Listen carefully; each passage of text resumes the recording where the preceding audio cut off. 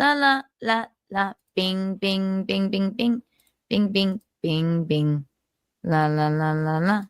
La la. Nope. Bum bum ba-dum. I have to go to my I always forget this. I have to go to my drive. Uh-huh. Mm-hmm.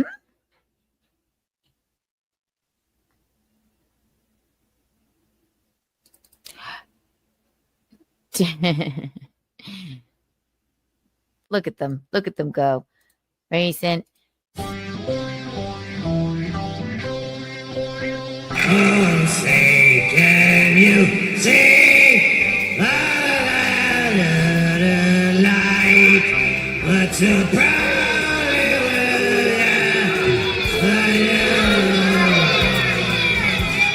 with shouldn't have turned down those cue cards.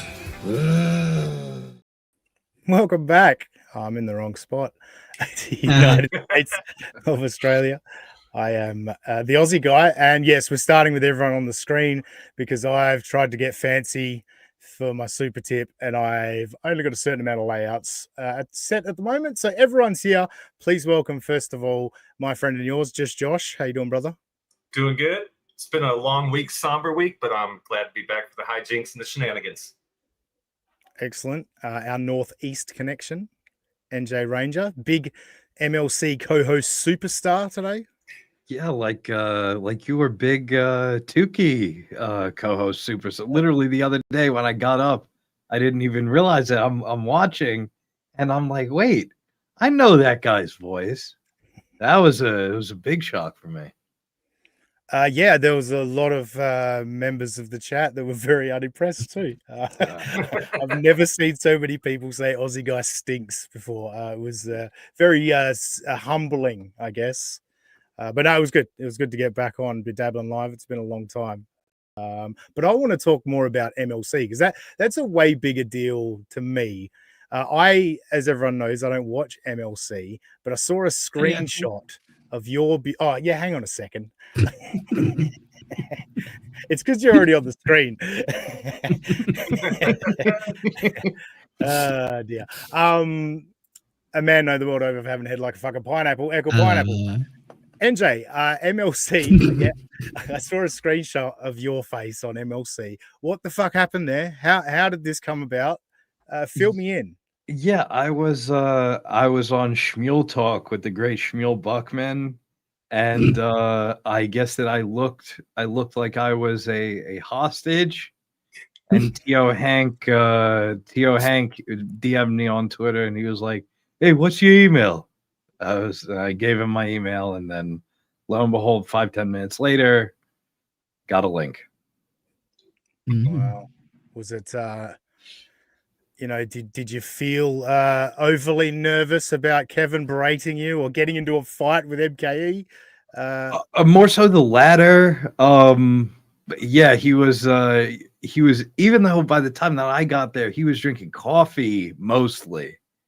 But KB was surprised by the fact that he's been drinking coffee for at least an hour, and this guy seems to get progressively drunk. But one time after he got taken off screen, got put back on screen, and he was drinking from a whiskey glass. So in his words, I still have a little bit of whiskey left, and I still have a little bit of coffee left. I'm amused by MKE, but mainly because I only see clips here and there. But I just love when Kevin has a dig at him and he goes, "Suck my dick, Kevin. Go fuck yourself." Like that was last night. Very funny. I couldn't listen to it all the time, but listening to the occasional clip, it is very, very funny. No, good job. Yo. Important question: how much do we have to pay NJ now? Otherwise, he's gonna get in trouble with Uncle Brendan. We had him first. No, that's not the rules of KB. That is not the rules whatsoever. Did KB pay you this time? No. Yeah. So we're still working at 0.0 for now. We can get you $1 million Kiki bucks. I'll I'm gonna accept start that. saving. I'm gonna start saving up so I can have NJ on every so often. It's gonna be fun. Anyway, Echo, you haven't been on the show in a while. Mhm. You picked up on anything lately that you're eager to talk about?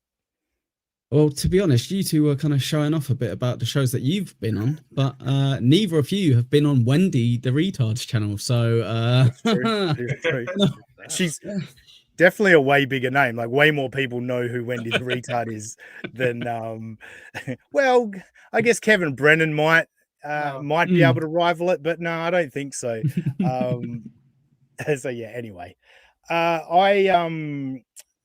Toe's been pretty dramatic this week, but I've got one little something for us to do on the Toe. Aaron's boring, and April adds nothing. It's gonna be great. We're scripting this morning. Come on, it's time for Movie and the Scrimp. It's time for Movie and the Scrimp. It's gonna be mediocre as fuck. It's time for Movie and the Scrimp. Shout out Rudy. Shout out Rudy. Young old vibes. No Robbie, just Echo. Yes, and thank you. Young old vibes. Thank you for reminding me, young old vibes, because there is something I wanted to bring up. So just before the show started, Robbie sent a message. We put out a tweet, put a message in our group chat, and then he sent me also an individual message and said, hey, it's all good that I'm not on today, right? And I was getting the stream ready and stuff, and just to be a dick, I wrote back to him, I don't have time to reassure you, Robbie. And I sent the link out. Josh and Echo logged in, and I was about to say Robbie's gonna show up to the stream now because I've just freaked him out. And before I could, Robbie showed up on the stream with his fucking hair and he's whispering. He's like, I think I've woken up my dad. And I was like, his audio wasn't working. You forgot that bit for the first. Oh yes, he was muted. He's just yes.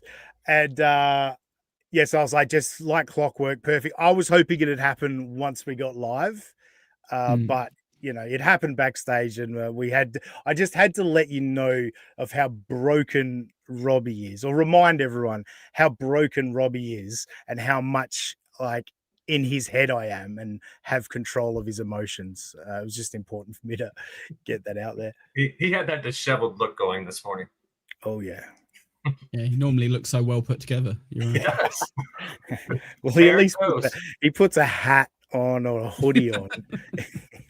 We got the whole thing today. He almost looked like he had a dressing gown on or something. It was very weird. Very, very weird.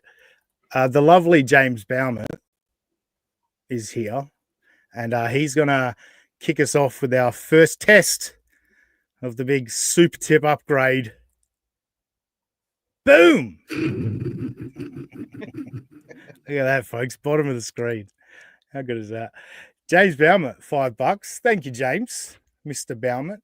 Hey, NJ, sorry about the Peter Sutcliffe comparison. Is that a super chat he sent in or something? Oh, that's so good. That's so good. Everyone, go on another tab, Google the Yorkshire Ripper, who was a serial killer in the UK in the 70s. And it is NJ Ranger. It's NJ Ranger's doppelganger. It's totally fun. I had no clue who the fuck that was, Jimmy. And then as I was live with Echo, I opened up another tab. I Googled him. I was like, oh shit, that's it's kind of uncanny.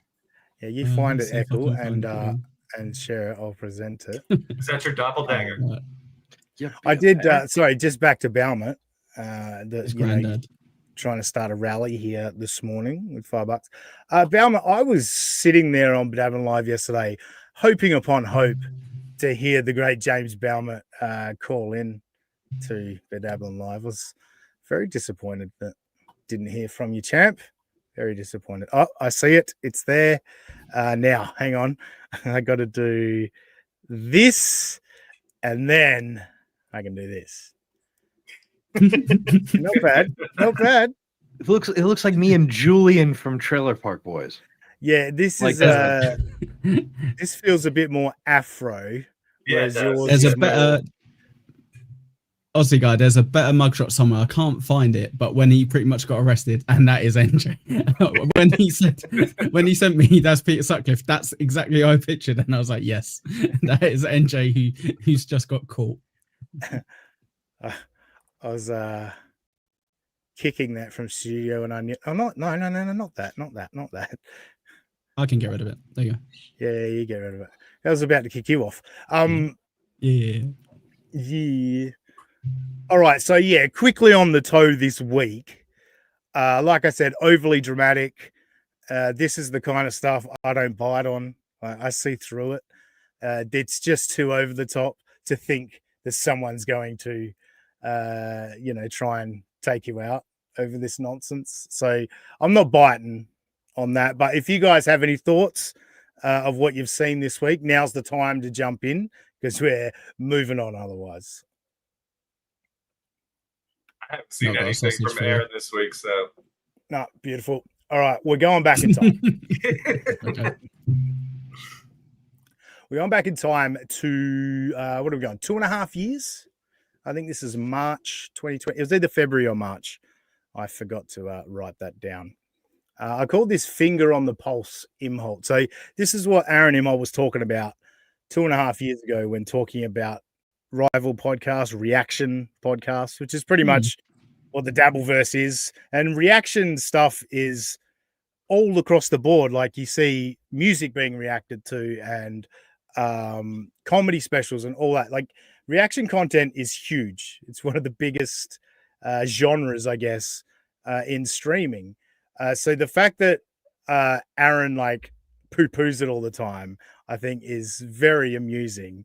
But back then he was into it a little bit, he did like to, cover a few topics, but this is Aaron's thoughts on where the Dabbleverse / reaction content was going. And, some of his thoughts on the people back then that he was involved with. Of a felony, so we had to jump in and tell you what exactly. So let me just rewind, make sure we all caught that. Now I remember this. I know what it is. It was just very funny to start the clip 2.5 years ago of him saying, I got accused of a felony. But yeah, let's go. We got accused of a felony, so we had to jump in and tell you what exactly happened, which, by the way, we turned out being exactly right.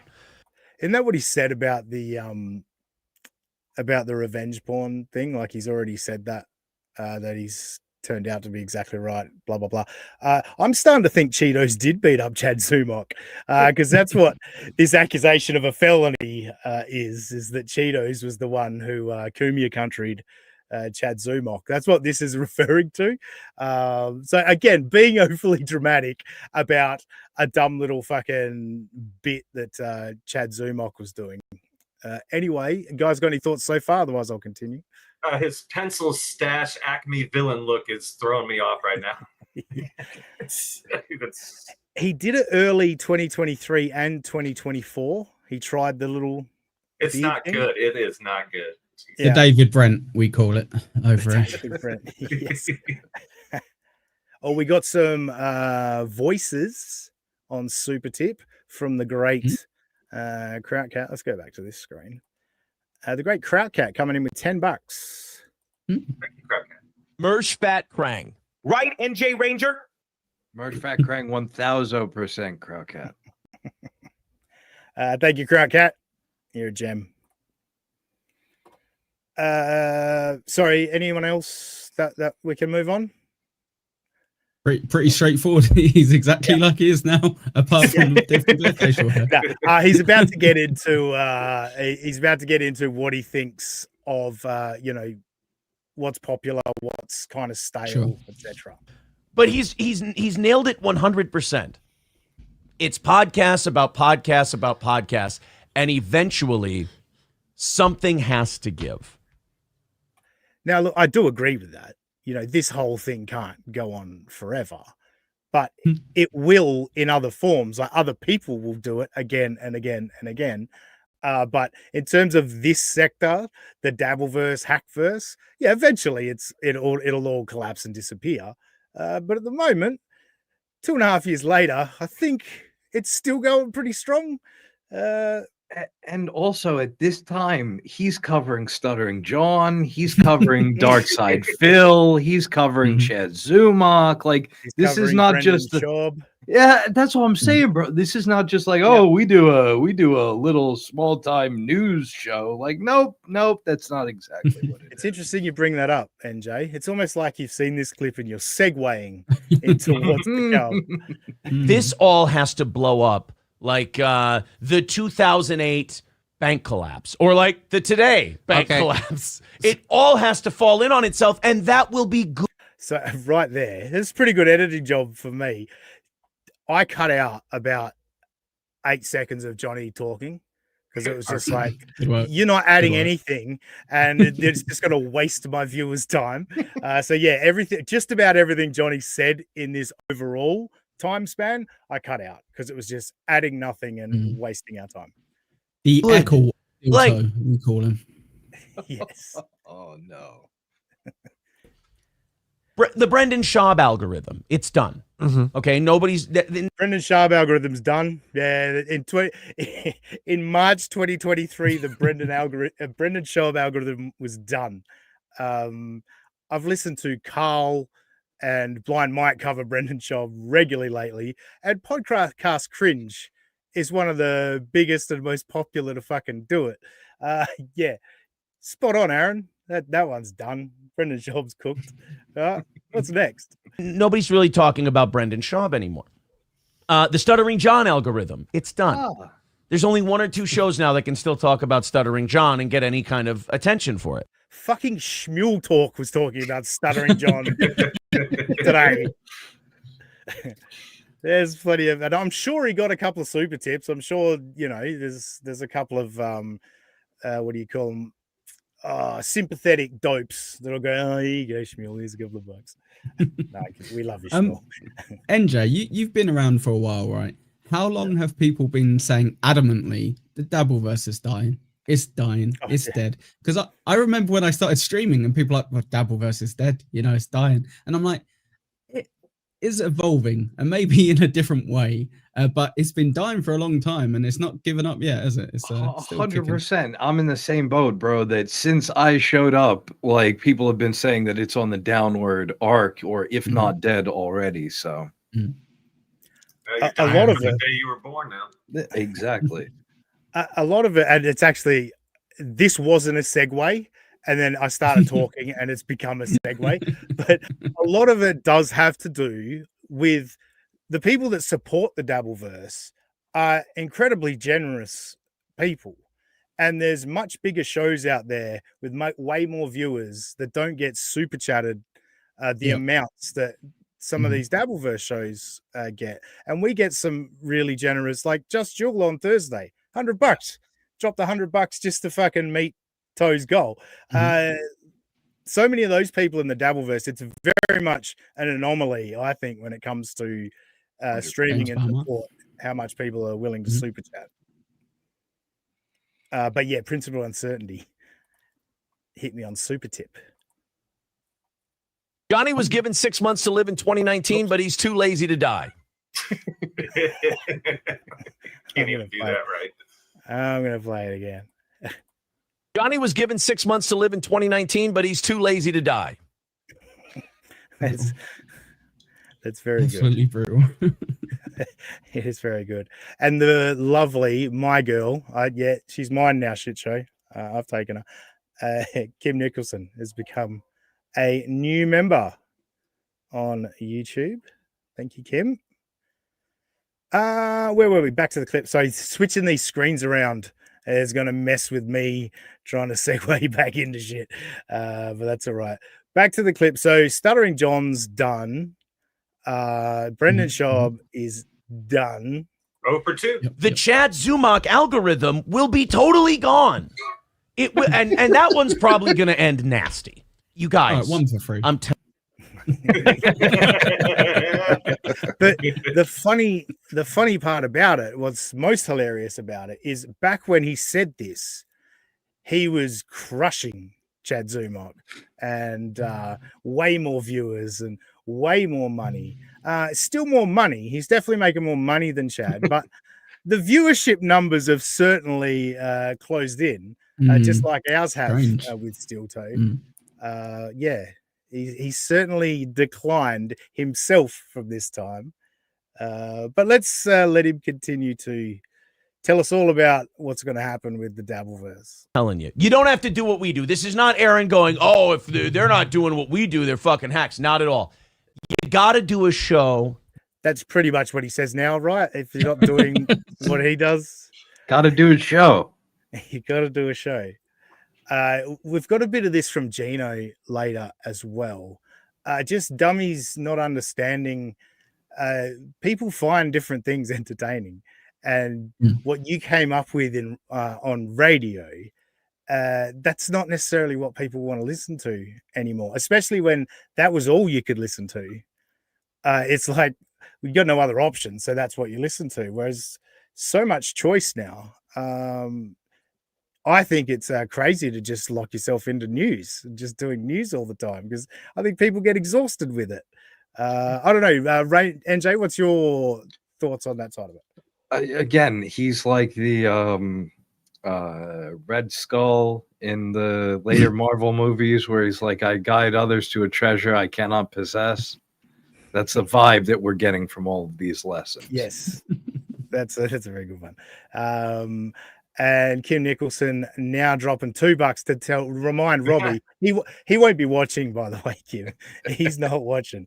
Ducks 3-0, Beavers 0-3 now, Robbie. I feel bad for you. Yeah, I'm sure he is.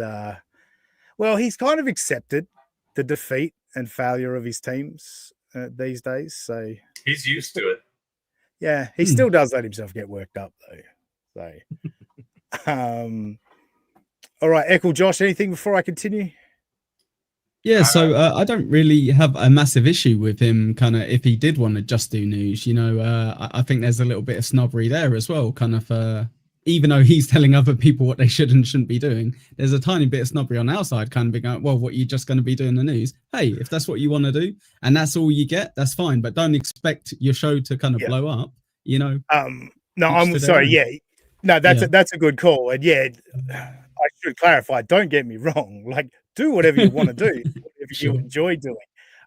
More my point is just have something to, you know, change it up with your audience from time to time, where it's not just news all the time. I think would be a handy thing to have up your sleeve, you know, a few different ideas, etc.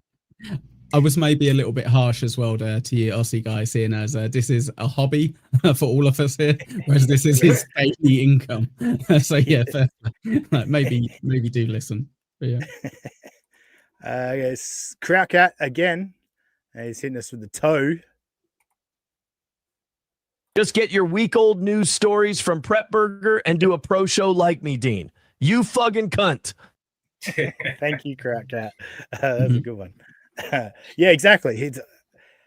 That's why my idea of doing the toe-to-toe with the toe, it's kind of what inspired it. I was like, when we find out what it is, we probably already know about it and could riff on it for a little bit. You know what I mean? Like, he is so behind in his news stories. It's like, oh yeah, he's covering that.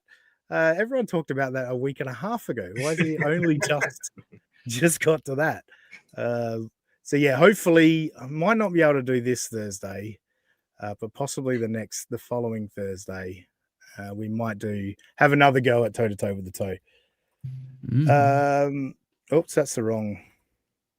I wanted that. Were we all done? I'm going to press play. That's about something. And then these other guys, you just sprinkle them in once in a while. Like, what do we do on our show? We're going to go check on this guy real quick. I do. Sorry, I do want to go back a little bit because where it started. You got to do a show that's about something. Good advice. I mean, one second. Gotta do A show. About something. I would Something. argue our show is more about something than his is. Because it's a news show, it's different stuff all the time. This is about Aaron and his couple of minions, pretty much what this show has been for the last few months. It's Aaron, Kiki, and Gino is what our show has been. Is what our show has been about. So I'd argue we're more about something more than him. Also, speaking of his minions, sorry, Eccles. Can we look who's behind Aaron and Johnny, respectively? Well, the little photos there. Is that April? That's Ape behind Johnny and Corey Fathom behind Aaron. In front of a green screen, which is brilliant. Why not use the green screen to make the picture blend in with the rest of the fucking banner? No. Jesus Christ. You gotta love it. And look, that is so bad that even I can make fun of it. If you know what I mean, like that's generally not the stuff that I make fun of because it's not my game. You know what I mean? But in that instance, it's like he's standing in front of a green screen and it's a big square or a big rectangle at the base. It's a completely different color. And then these other guys, you just sprinkle them in once in a while. Like, what do we do on our show? We go, we're going to go check on this guy real quick. Yeah. I just... There, I did it again. You just got the Yeah. Johnny. Yeah. But he spoke for about 12 seconds. It was just, this is nothing, Johnny. Like, seriously. And this is back then. It's 2.5 years ago. What he was adding was nothing. Now is he a lot better now then, yeah? Yeah, he's a lot better definitely now. improved. Yeah. He's definitely improved. He's a good egg now. We're going to go check on this guy real quick. Yeah. I just wanted to play that clip because it crystallized how I feel about this whole podcast environment that we've stumbled our retarded asses into, which is... What is a podcast environment, by the way? Like, he's so vague with his wording sometimes. That's his plausible deniability with all his bullshit lies and why we tend to refer to it as gaslighting. Because I was like, well, he didn't outright say that. He sort of said it in a roundabout way. You know what I mean? Sometimes he does outright say it and blatantly lie. Don't get me wrong. What is a podcast environment, Ozzy? I mean, hostile environment is one thing. Podcast environment. He's got me thinking right now. Well, that's what he means, though. You've hit the nail on the head. The podcast environment is a hostile environment. He's referring to the Dabbleverse where everyone makes fun of each other, and occasionally people get their feelings hurt and maybe act out a little bit, etc., etc. But this idiot, Gino and Kiki, are all convinced that a bunch of thousands of mentally ill people all got together and went, these three can fuck off. You know what I mean? Like, it's amazing how that happens.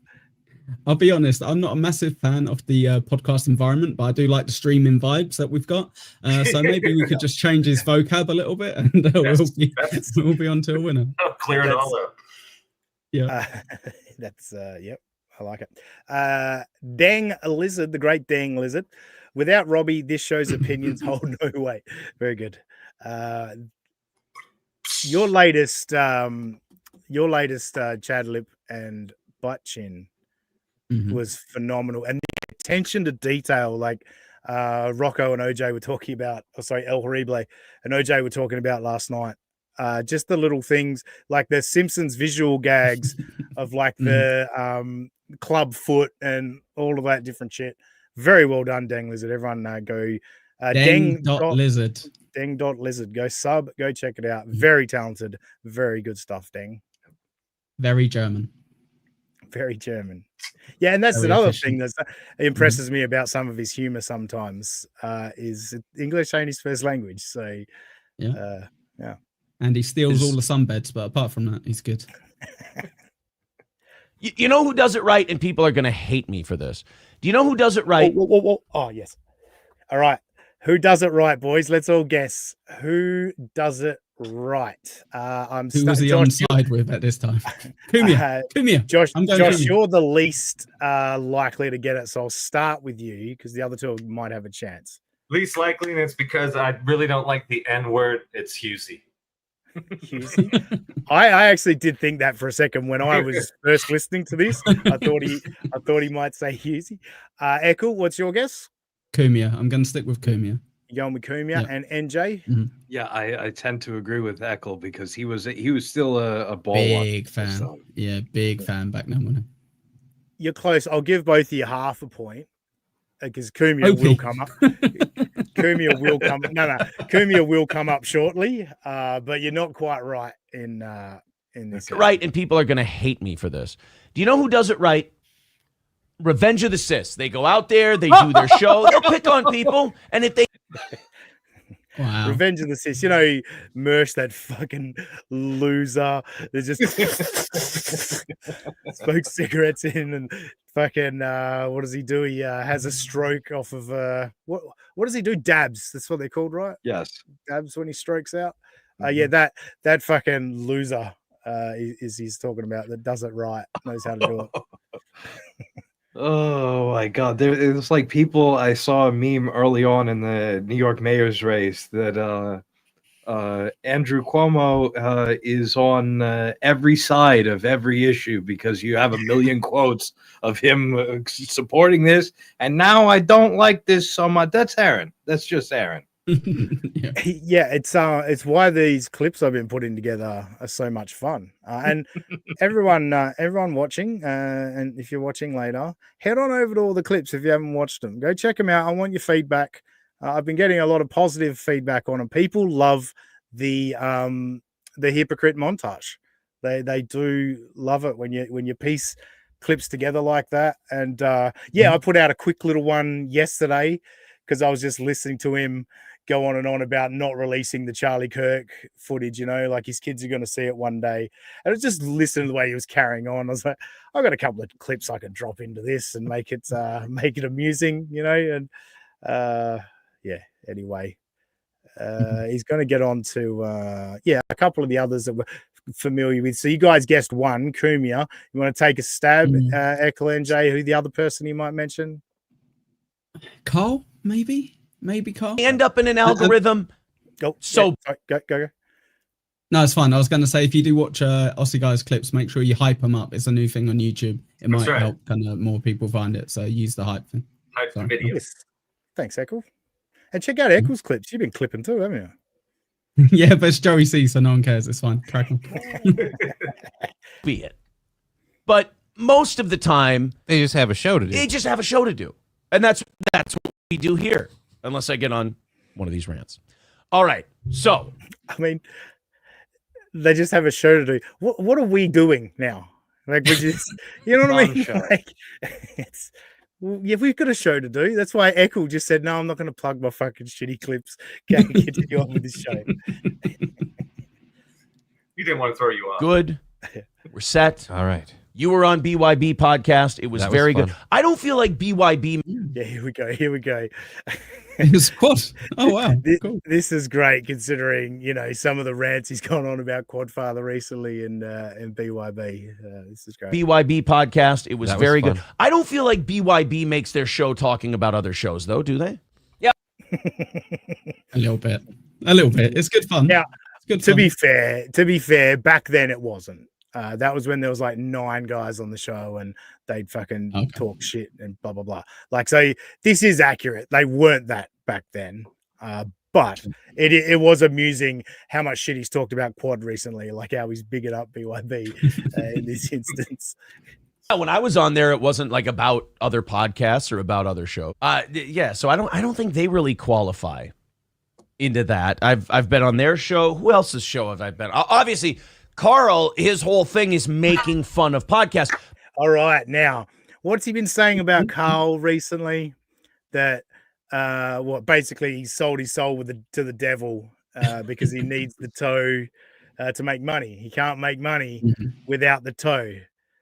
Yeah. Let's see what 2.5 years ago Aaron thinks about it. Carl, his whole thing is making fun of podcasts, but he's not making fun of the same exact show all the time. He's got around. Right, he's got a different show every week. He's got a whole pasture of little cows. Can you pause it? Yeah. So I just want to jump in there. I only left that bit of Johnny in just to make this joke. Yes, the lolcows are giving sermons at the church. You moron. He said a pastor of lolcows. Anyway. I absolutely love that right here. He's kind of exposing why he ended up eventually getting reviewed. Yeah. He's going, what they do, they review these podcasts. Yeah.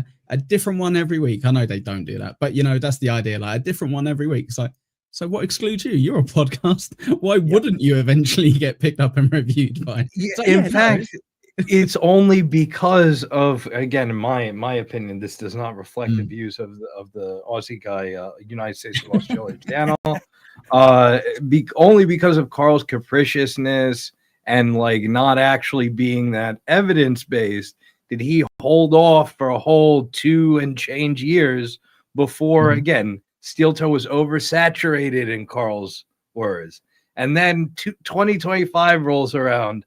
Oh, you know what? This Steel Toe bit. I'm back in the Steel Toe business. NJ, how soft was their initial review of Steel Toe? He farmed it. He farmed it out to fucking Brian Johnson. Yes. Yeah, it was awful. What I've always said in defense of Carl, I don't need to defend Carl, but from his perspective back then, the show was more polished.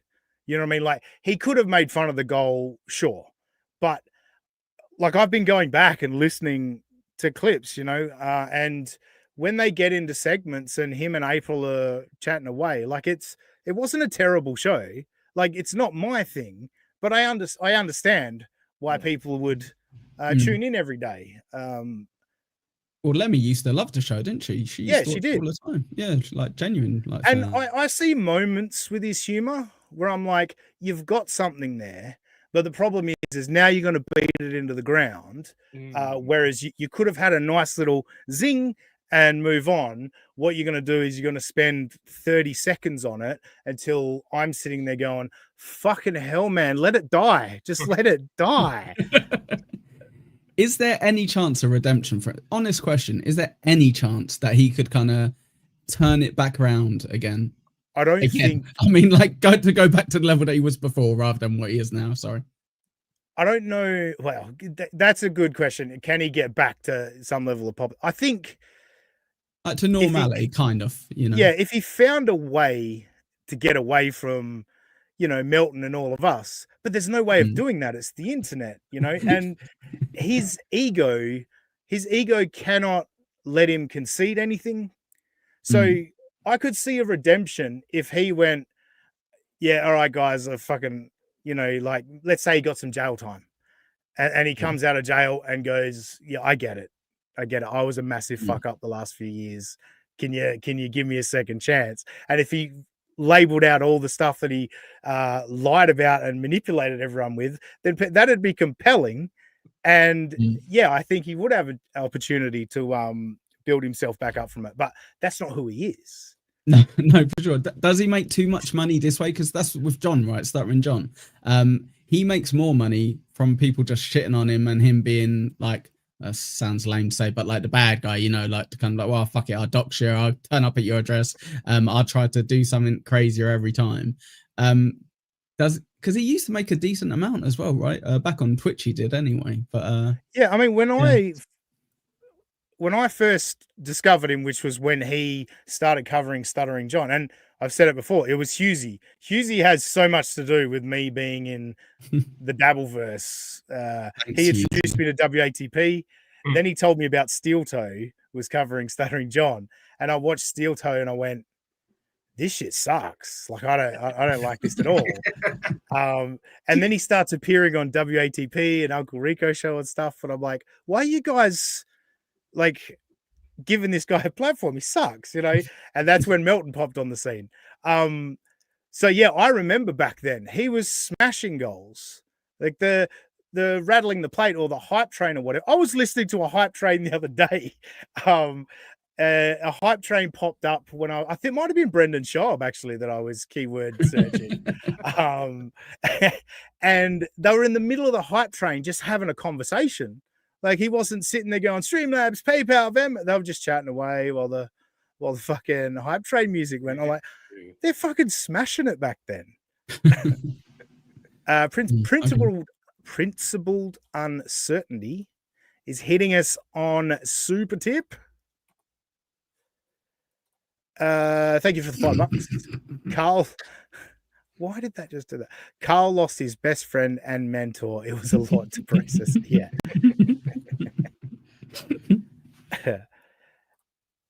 What was I gonna say? Yeah.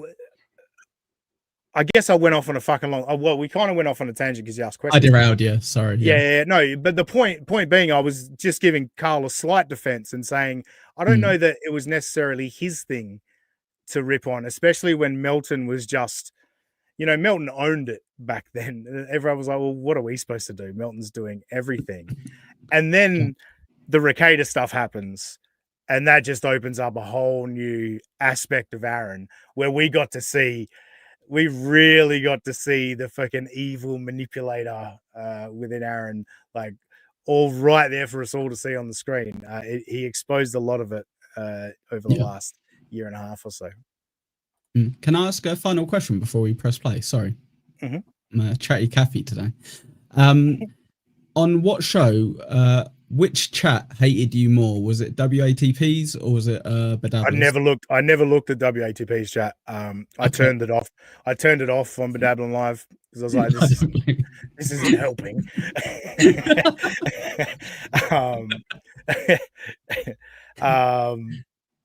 So yeah, but I never saw it on WATP's chat.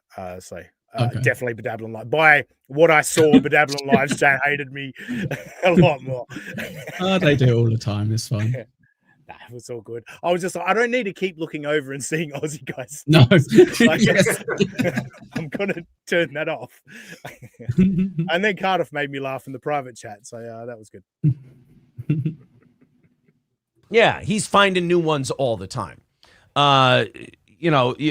Anthony's show, Gino's show, who's gay, by the way. Gino is gay. But it's not, they just don't, they don't fixate on this, like, hey, let's cover, here's what I don't get. Hey, let's cover the thing that Steel Toe said about the thing that other guy said. It's like, why don't you just go watch Steel Toe?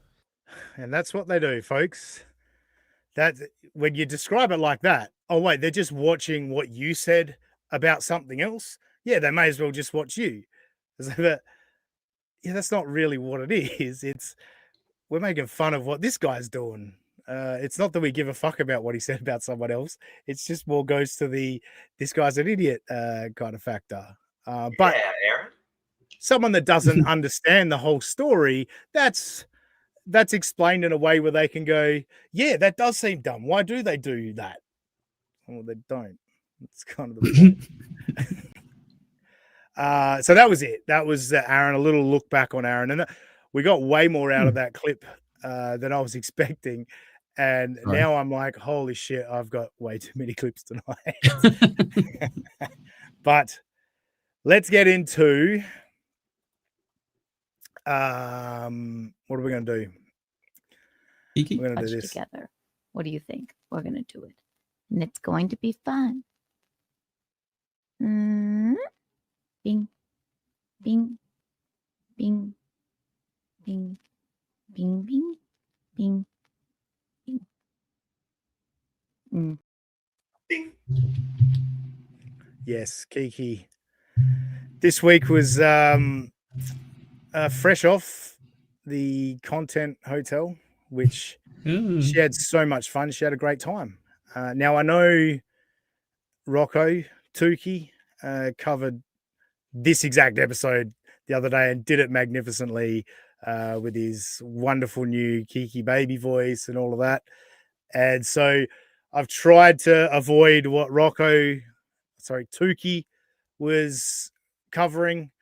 And I'm pretty sure I saw all of Tukey's coverage. And I don't think they got to one of the two major clips I've got, but we've got a few smaller, shorter ones just to build us up to to what I think is the main event of the Kiki segment.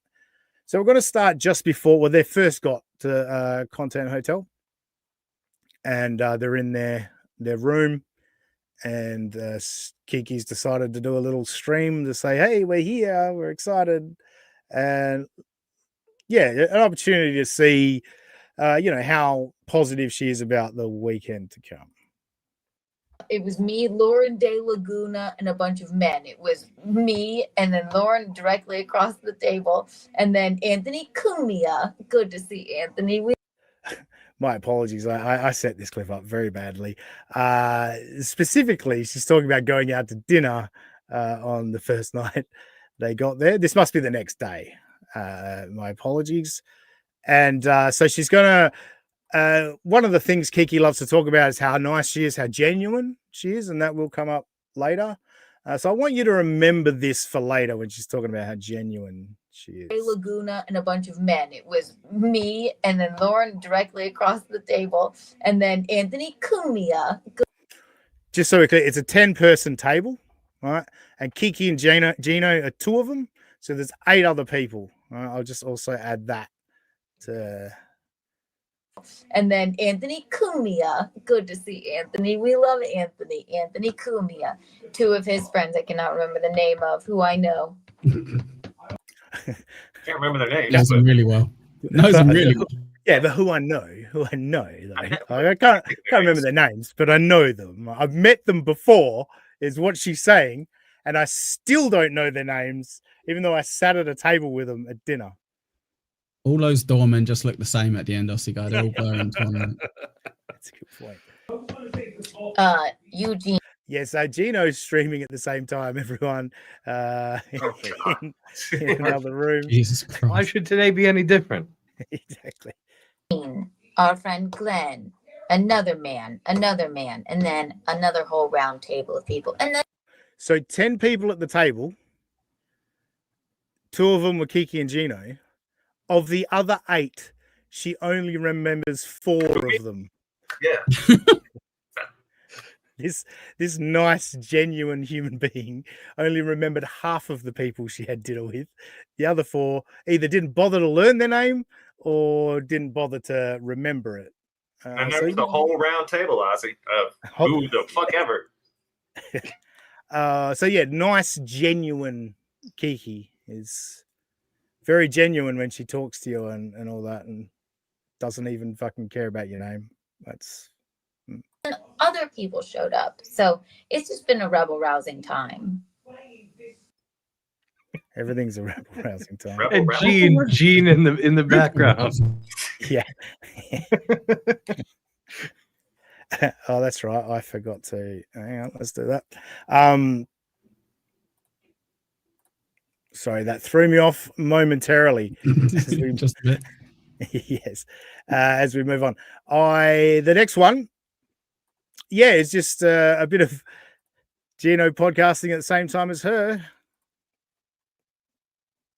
That's great. Can you hear him? He's doing his No, Kiki, nobody can hear him at all. his It's supposed to be a sports show. Is he in the By the way, bathroom? What the fuck, Gino? He's doing a solo show, by the way. So that always, like when Patrick manages to rile himself up, Patrick Milton, manages to rile himself up into an angry scream. I'm like, how do you do that solo? Like, it's got to be hard to get that worked up when you're solo.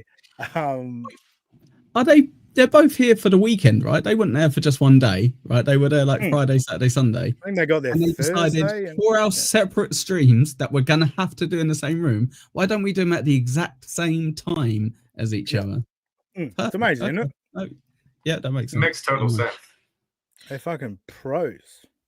Show.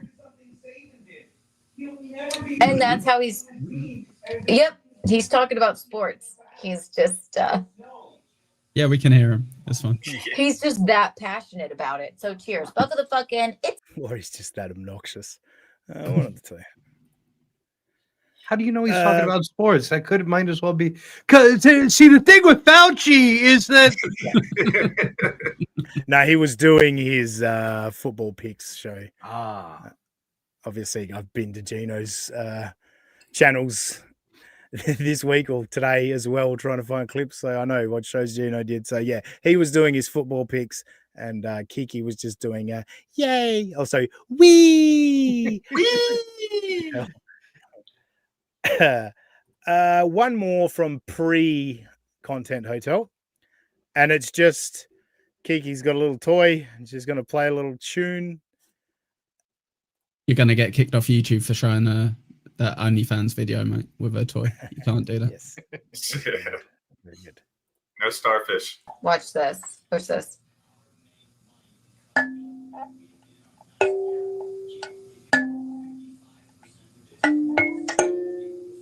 All right, what song is she playing? Hey, Mona, Kathy, and Madison. I think it's Falling in love. Yes. Yeah. I think that's what she's trying to do. I want to try and do it where you turn the thing, like the sound, into her bings. I want to try and make that work. But I don't think I'm that talented of a clipper yet that I can pull that off. But maybe So Thorough Joe Burrow could do that one if he's watching. Get on it, Joe. Come on. Bing. Oh. Bing.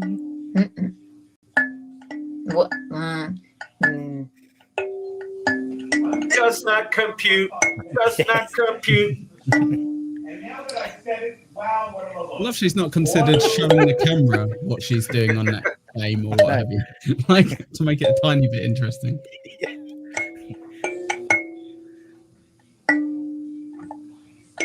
I think she thinks she was playing the song all the way through. Like, she lost it, at about the fourth note or whatever. But yeah, she seemed like she played it all the way through to the end.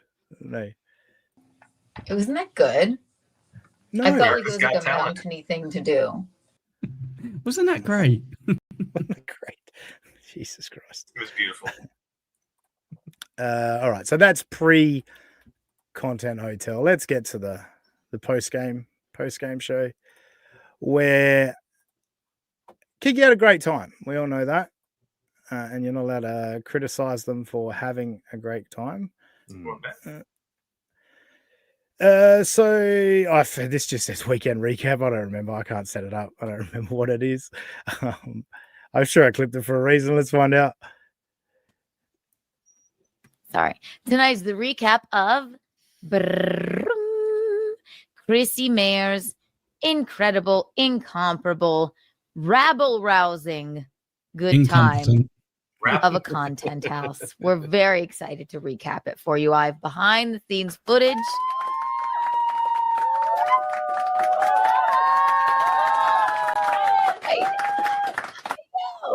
And I have behind-the-scenes footage, behind-the-scenes photos.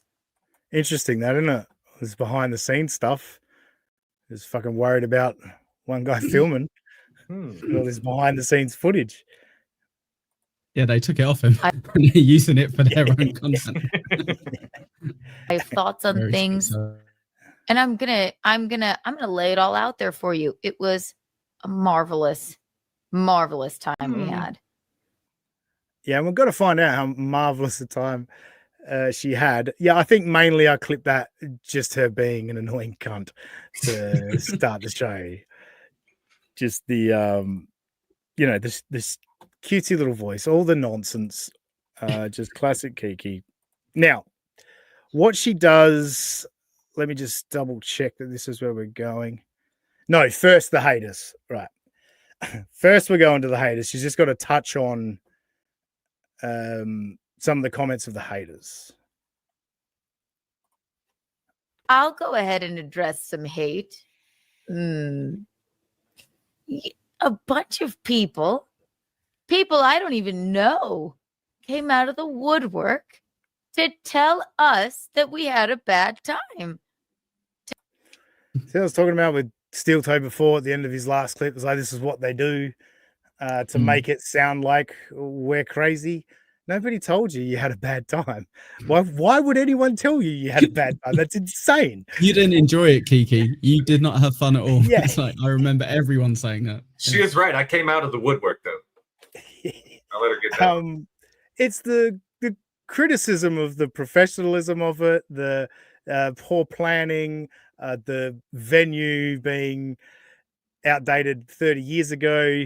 All of these different things were criticisms of the event. Nobody's angry. It's. I mean, young Clipper was screaming on his show. Yeah, but that's also a bit theatrical as well. You know what he didn't say though, Aussie guy? He didn't say that she didn't enjoy herself. So no, you're right. Out of everything he did, he didn't say that. Yeah, no, he was more. What he was angry about is that the nerve to try and bully a person into not filming when the person had no intention of filming anyway, but you're so paranoid because he recorded you guys bombing at a live event and you're afraid of getting that getting out. And she's also, again, this is the same woman who shit all over Hackamania and the attendees. This is the same. I don't doubt that. This is the same hype woman for Anthony Cumia, who, oh my God, Kevin Brennan is in his room and the fat and ugly fans, folks. And meanwhile, okay, we saw the turnout at a Content Hotel count. Like, again, as I said then, it's as if the Pest or Compound Media fan base are all young male models. And then we saw this weekend. Well, and we'll go to Principled Uncertainty first, who's hitting us with a few tonight. Thank you, Principled Uncertainty, $5. Every one of Chrissy's bashes was a mess. No one expected more. I failed to see the drama. Look, I agree. I don't think there's drama there. For me, the fun of it, the drama out of it, is Kiki and Gino's retarded behavior. That's when I saw what was going on there. I was like, oh yeah, this is great news for us. The way these two are carrying on, but otherwise, no. I don't think anyone expected anything from the Content Hotel. Did they, Echo? What do you think?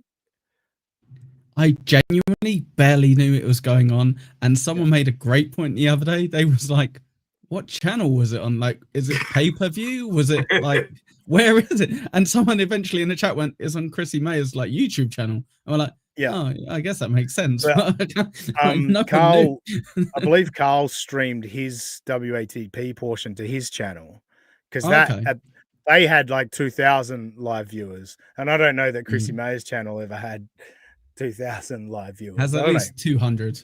At least 200 on the best day, apparently. Yeah. So no, it was like, and I assumed, you're hanging out with friends, getting drunk, a full weekend. Yeah, you probably are going to have fun. Nobody's questioning that, Kiki.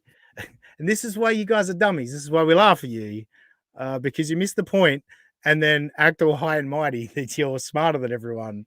When you're missing the point. To tell us what happened there, I'll just correct you, as I like to do. Right on cue. Just so I'm way smarter than you guys, and I'm going to correct you on about how much fun we had. I bet you had a great time shoving your finger in Skitzo Sean's face because you thought he might be filming. You know what? I will bear the burden of correcting you absolute silly little people. You basement dwellers, you subhumans. That was one thing I never got the opportunity to chime in on Be Dabbing Live. But when we were listening to the Rich Voss clip, that was a moment in the Rich Voss phone call to Chad Zumok. That was a moment where I went, oh, Rich, really?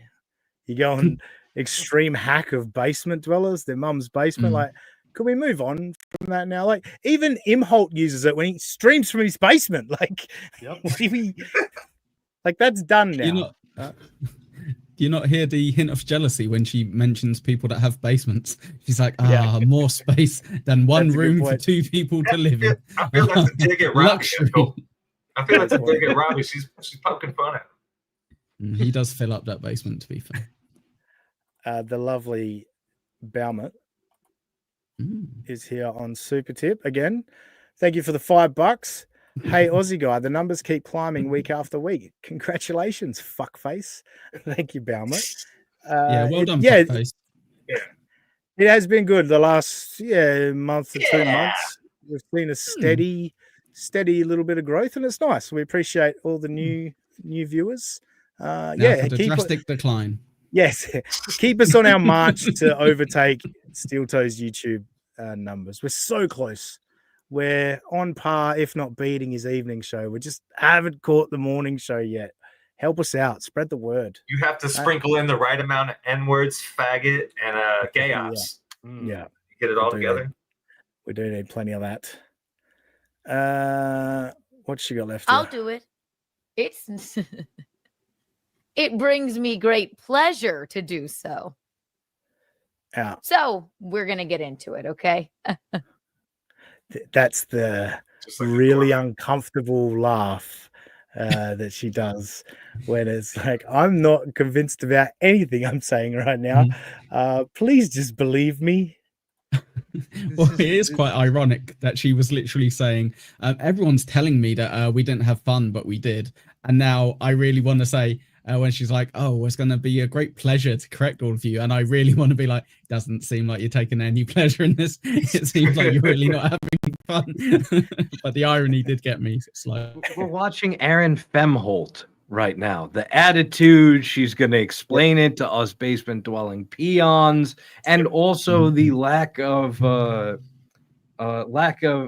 real belief in what the fuck she's about to cope with. You're spot on. There's lots of examples to come. NJ is I don't know, he reads my mind or something, but precognitive. He's foreshadowing so much stuff to come in these clips that you're going to see. You're just going to, if you close your eyes, you might think Aaron Imholt's talking to you with some of the stuff Kiki's got coming up. Now, at some point, I can't remember if it was before or after this clip, but she does get into the fun at Content House, right? And she's got pictures and videos of by the pool and at dinner and karaoke and all that. And it's like, yeah, that's fun. That all sounds like fun. Not what you sold tickets for. Not what you sold sponsorships for. That's all of that stuff sounds great. How did the actual shows go? Oh, we murdered. The Carl fucking nobody there wanted to watch Steel Toe clips because it was just all Aaron clips apparently. Just she's incredible in sounding like the toe. Cool, very cool to hang out with as well. So we're gonna get into it, and then we have some reaction videos, which I mean everybody's really angry, and that wasn't there, and I don't know why. There we go. Bang. You want to talk about Steel Toe comparison? Furious. Everyone's so angry about this.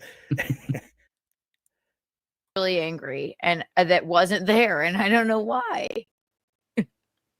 Little old me makes someone angry. God. Oh.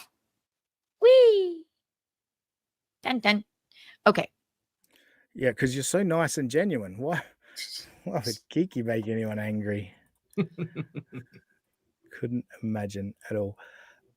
All right, so yeah, it was either before or after that clip. She goes on to talk about all the fun they had, and then we get back to it. Now we get to talking about Skitzo Sean. We've got a couple of clips on Skitzo Sean, and then we'll get to the real meat of the matter, the clips that I zoomed in on for Kiki this week. Oh, that. A lot, Chris Thompson. Thank you for the $2 because the crazy drunk isn't being honest. Oh, you mean the diagnosed self? Sorry, before I let it go on, that could easily be talking about Gino, right? Oh, you mean the diagnosed self-proclaimed sociopath? Diagnosed schizophrenic self-proclaimed sociopath? I assume Skitzo Sean's not in the chat. Are you a self-proclaimed sociopath? Is that something he's announced that he's a sociopath? And if like so, just because he's hey, if so, congratulations to you. That's very impressive. Yeah. And is that when you get diagnosed as a schizophrenic, do you have to make your name Skitzo, whatever? Like that is the rules, yeah. Yeah, all right. Skitzo Josh from now on.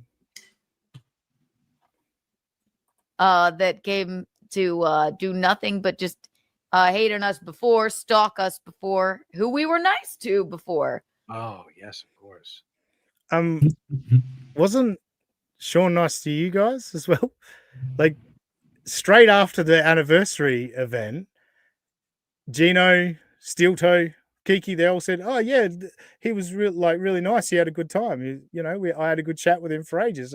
Like they didn't have a confrontation with him at any point. What he did was record the stand-up show. That was his crime. That's got them calling him all kinds of nasty names and calling him a stalker. It's it's amazing how the build-up happens where we go from this guy is pretty shitty for filming our event to this guy's a stalker and he's dangerous. Like the leaps, that's got to be steel toe coaching in there, right? Yes, 100%. Sorry. Yep. I was just saying, I've been thrown off just by thinking. Do you think we should rename Robbie to Heart Disease Robbie then, or good. So sure? Yeah. You were working on that one for a minute, were you? No, I had one where I was going to say HIV Aussie guy, and then I was yeah. And then I waited too long. Well, HIV would have worked for Robbie as well, so. Anyway.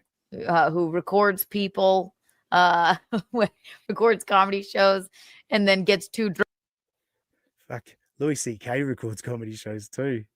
Oh, lock him up. Doesn't she call herself a comedian, Gino, the same? And yet you don't want anyone filming the trade that you perform. So you must very much suck at your trade. That's all I can think. It's not want anybody to see it. Like, I get the whole thing, like guys write a set, like real comedians that have talent, they write a set over time and build it up to where it's something they can tour around with, and then eventually they record a special. And so they don't want to be recorded, certainly in the writing process, but then along the way, they want to record it themselves. I get that, 100%. And so if it was, like the Comedy Cellar on a fucking Tuesday night when you're working out jokes, I could understand you being pissed off about that. What's the Dabbleverse hearing your Steel Toe anniversary show how's that gonna hurt your career? Right. Like, who gives a fuck? Who gives a fuck if it was recorded? I was going to ask, is there different rules for part-time fake comedians like these guys? Yeah. Well, that's the point. They've got their little bits of material that they cling to. And as I said yesterday morning, when Carl talked about Kiki's closer of if you Google my asshole, a picture of Gino comes up, apparently is the big closer. Fucking Tukey did that joke on United States of Australia about right after the anniversary show and followed it up with haka, because it's such an obvious joke. That was a closer. It was a closer. Drunk, and then the hotel kicks him out of their own accord, having nothing to do with us. You mean that guy? Oh, poor little tyke. See that, again, Aaron gets like this shitty little Yes, Sean got himself kicked out. We all understand that. Sean put his hand up and said, yeah, I got too drunk and blah, blah, blah. Like, good for him. It doesn't change what you guys did earlier in the night. It doesn't change the fact that you guys dragged him off to security, went through his phone and like pulled his glasses off his face and all of that. Like, why would you do that to someone? Like, that's really bizarre.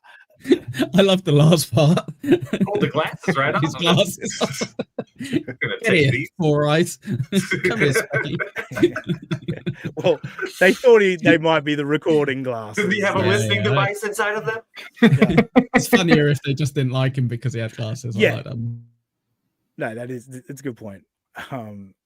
Of course, Husey doing what Husey does on Super Tip. In Galloway, Perth, Australia. Hello, Eccles, you old Cockney slag. Get out of my pub. Easy.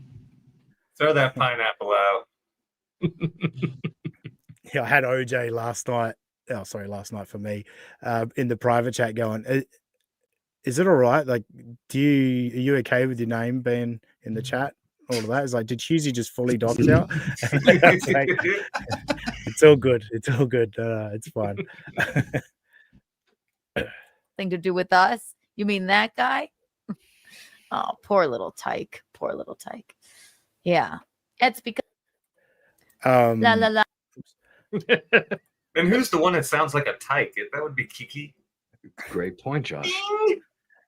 But yeah, the emphasis on, and Hughes just done it in the chat. Docs.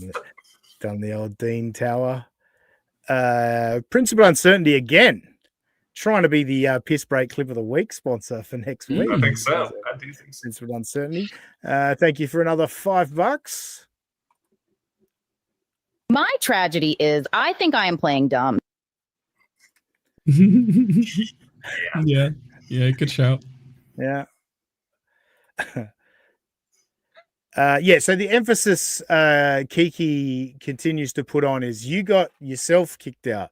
Like, again, as if it absolves her of her shitty behavior before all of that.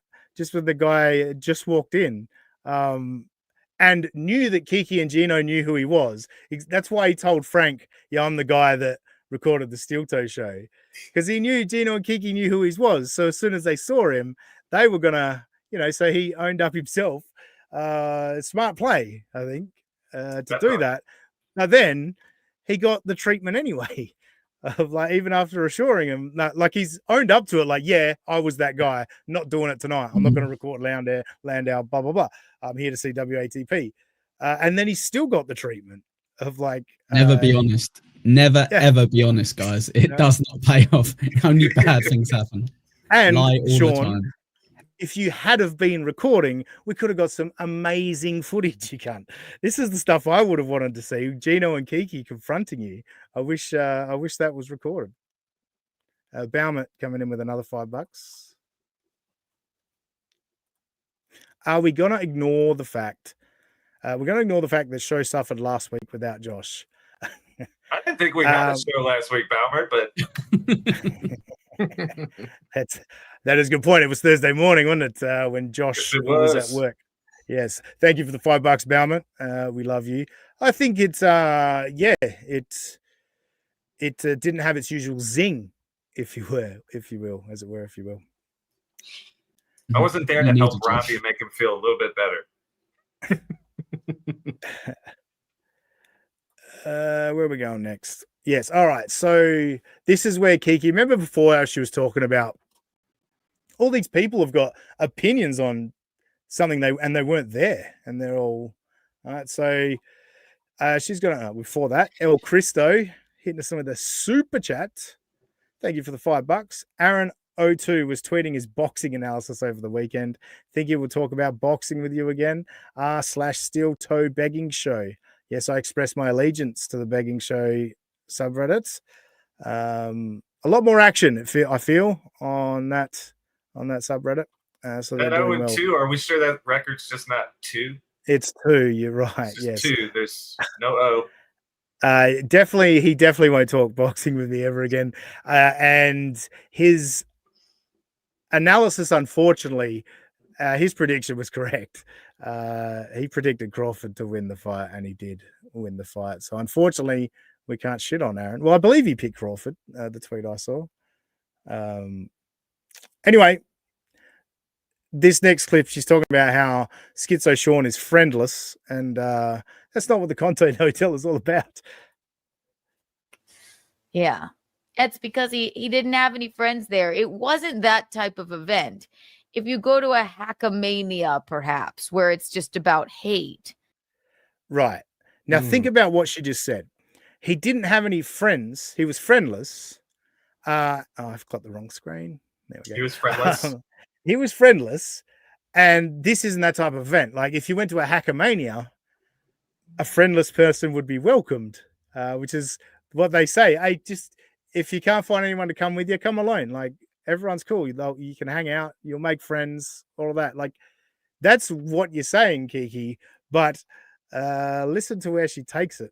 It's just about hate and things. That's what, or it's about like goofing on like it's live podcasts apparently where they just like talk about Aaron all day, you know, like, and that's just the world they live in. But why are you talking about an event you weren't at, Kiki, and clearly know nothing about? It's all about hate.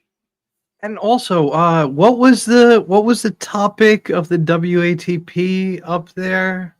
Can somebody jog my memory? Oh yeah, it was a show, a whole ass show about Aaron. Wow, that's crazy. Yes.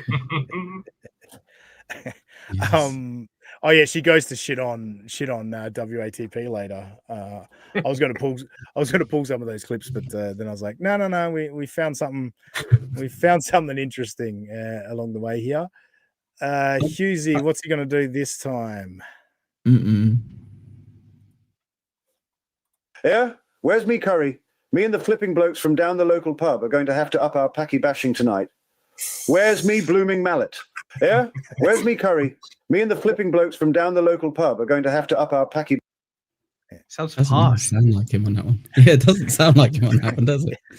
Thanks for the $5, Husey. I've got actually defend her a little bit. She did say that if you come to this show, you can't be turning up alone. Whereas if you go Hackermania, there's so many people attending that you can just make friends there. You probably know them from chats. You know them from different communities. If you go here, you won't know anyone because there's like 60 people in total, and they're all in their little groups. Yeah, very good point.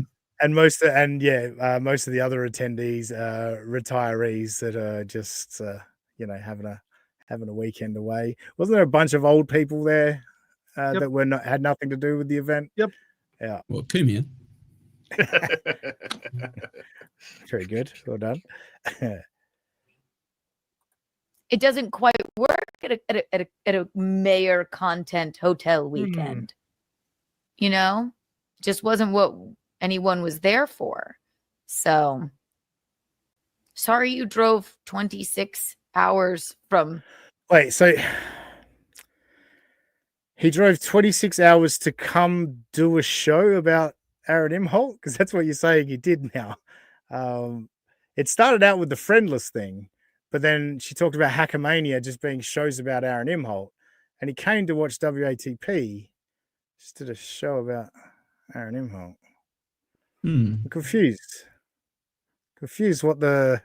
What's the burn here, Kiki? It's not computing.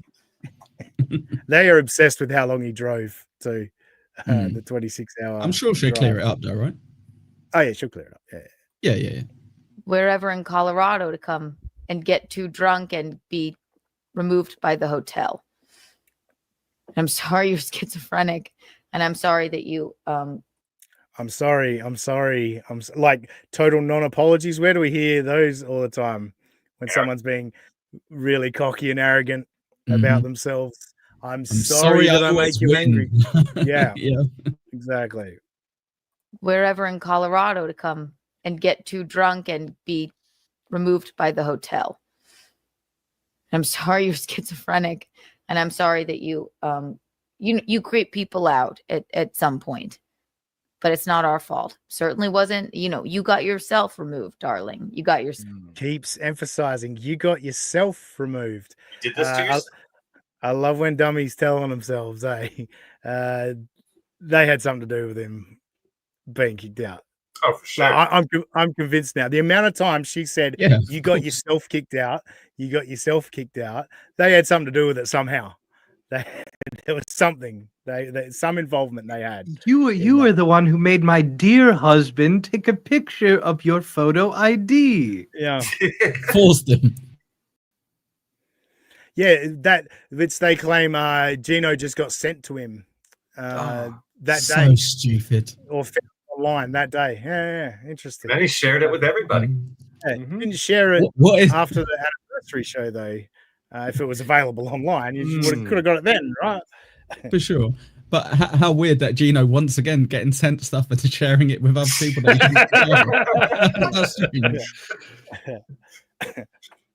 You got yourself removed, darling. You got yourself removed and embarrassed yourself really badly. So, we're sorry about that. But we'll get into that maybe a little bit too. But it's really showing like the nice, genuine person she is. Yeah, very much. Very, very nice and genuine. Yeah, people are coming out of the woodwork to hate, which is very odd. So many opinions on what happened at a place they weren't at. What you laughing at, Eugene? Ugh. I just left that last bit in because go from like that smug bullshit to then what you laughing at, Eugene? You know, like it's clearly not you. It's so weird though, because you've been telling us how much she's been learning from Steel Toe over the last year or so, but she hasn't learned to ignore everything on the internet apart from your show, like Steel Toe does. Like he doesn't listen to anything, he doesn't go to any forums, any of that stuff. He just does the show and forgets all about it afterwards. I think that's the one extra thing she could learn. You saying she's got the rabbit ears?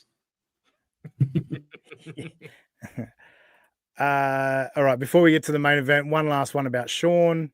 I think this is a little bit of editorializing from Kiki. Except for a mentally ill man that got too drunk and the hotel removed him because he was creeping everyone out, falling asleep on the bar, and then admitted to security that he was here to start some shit with Eugene and I during our show. So we're sorry that. Wait, a 20-year comic can't handle a bit of heckling? Now, Sean, I believe Sean disagrees with this, that he never, but again, maybe he did when he was really drunk. I don't know. But even so, you're going to heckle the show? All right, cool. A good comedian should be able to swat that away pretty quickly, especially if he's a mentally ill drunk. You should be able to go to town on him, right? He's schizophrenic. Yeah. He probably won't even know where he is. Yeah, just make jokes about his picture and his driving license that you haven't seen. Yeah, that's it. Do puns about his surname that you'd blanked out. Yeah. Dummy. That happened to you. You did it though, not us. All right, darlings. Again, you did it, not us. Now I'm really sure that that they had something to do. And I'm actually starting to think the roofie idea might be spot on. Made him fall asleep on the bar, if you know what I'm saying. All right, I don't actually need the piss break clip of the week. I don't have a need to piss right now, but we may save it for later because I might need a quick one before the show is out. But let's get to the main event. Kiki got a tweet over the weekend while she was there. Well, no, she put out a tweet, and it was her and Gino sharing a kiss. And are you guys familiar with Mint Salad? Autistic boobs on X? Unfortunately, yeah. Yeah. Great rack.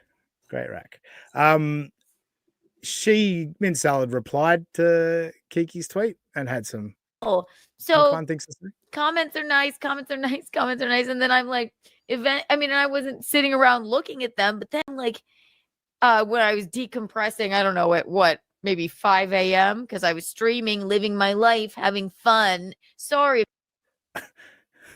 Maybe I was wrong. Yeah. She's listening. I love the fact that she's pointing out comments are nice. All right, so this comment probably should be irrelevant then, right? Like it's one comment out of a bunch. You could probably just ignore that and move on. But streaming at 5 a.m. because you're living your life and having a good time, like, what does that even mean? Like, aren't we basement dwellers? Subhuman. Sit on a computer. So I'm confused again. Kiki, struggling to follow. If you sit in your basements and just hate on everything. But it's a very adorable photo. I didn't think that this would be the start of it wasn't even the start, but it was the start of some weird backlash. The reason this happened is because Skitzo Sean had been on with Young Clipper and obviously Mint Salad, and they declared war on her, her behavior against Sean. So Mint Salad's gone to Twitter and decided to shit on her tweet. And Kiki's taken the bait so beautifully here. You know? All right. Then I'm perusing. I'm like, oh my gosh, everyone's being so nice, blah, blah, blah. People are being nice. And then I start to see, so nice. So why would you care if it's nice? Move on. Who cares? Mint Daily. This is a woman, and I couldn't even believe I had her on my show before. I mean, I don't pay attention to what she's doing. I had her on my show. She's got big boobs and OnlyFans, and she reviews movies. And other than that, I don't really. That's what most of us know about Mint Salad. That's what you need to know, really. Yeah. I need first off. Yeah. Big tits. Reviews movies. She's a good artist too. I think she's done artwork for a bunch of people as well. So she's a pretty good artist. And she's self-proclaimed autistic or whatever. Ooh. So wait. So Skitzo Sean was diagnosed. He was diagnosed schizophrenic with self-proclaimed sociopath, right? Now Mint Salad is self-proclaimed autistic. Right. Or diagnosed. I think she's literally diagnosed. I don't think so. Yeah. I don't think she's just saying it. And also, Skitzo Sean is in his handle, so that was diagnosed. But autistic boobs is not a diagnosis in this instance. No. But I mean, I don't interact with her anymore. I just hadn't thought about it. This paragraph gets me. Wait, I have to finish this diatribe. Here comes Daddy. Well, let me finish it, and then you can say. Okay, is this a good impression of her? This is how I can tell y'all are unhappy. Posting a picture of y'all being gay together while dealing with the backlash. No period.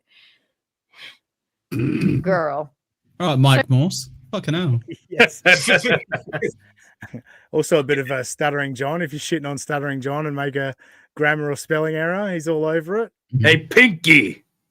There's supposed to be a semicolon there. You're supposed to put a capital letter when you're calling my son cockless.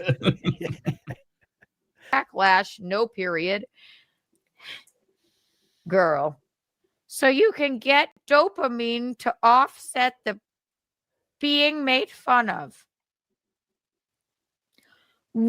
All right, so the gist of that, you're posting a photo of you being gay with Gino, or you and Gino being gay together, is for you to get a dopamine hit to offset from people making fun of you.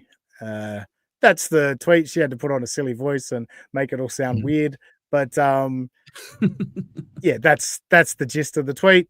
Mint Salad is fucking with her a little bit, and let's watch Kiki really take the bait now. Number one, we don't care if freaks like you are making fun of us. We're having fun. All right, we don't care. We're 2 minutes into this clip, which has been edited already. Clipped out a bunch of, just nonsense, just time wasting shit. This clip continues for another 4 minutes, and I've got another clip after this where she continues. So definitely doesn't care what these freaks have to say about it at all. And also, you're a freak. I don't even know. I barely know you. Thank you for coming on my show. I barely know you. We're being made fun of by whom? Whom? You are super fake people. And let me tell you, it is super embarrassing that you couldn't make it on OnlyFans. That's literally where unemployable women make a living. Now, let me ask you something. That's your butthole, that is a great.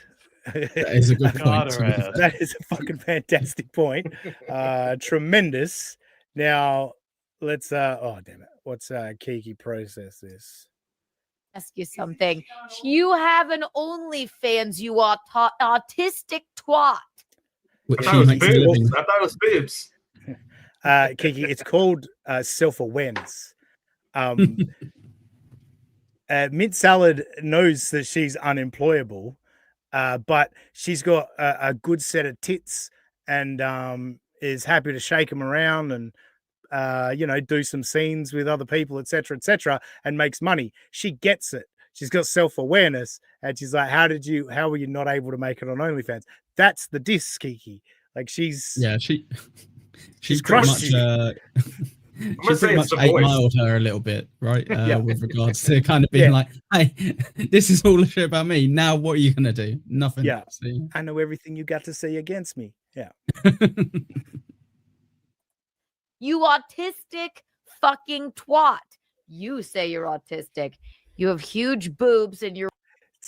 I love those moments with Kiki where she called her an autistic twat. And she's like, oh, that doesn't sound good.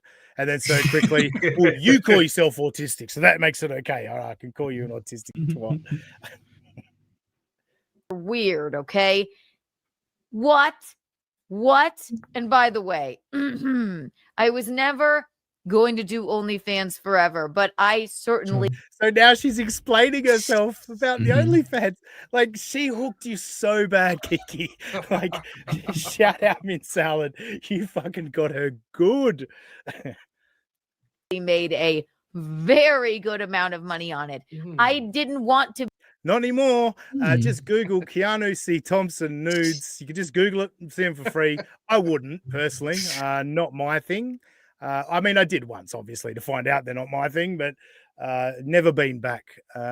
Not impressed. But I always click on Mint's videos when she shakes all her clothes off, you know what I mean? Does the TikTok thing where her clothes disappear and you see her titties. Yeah.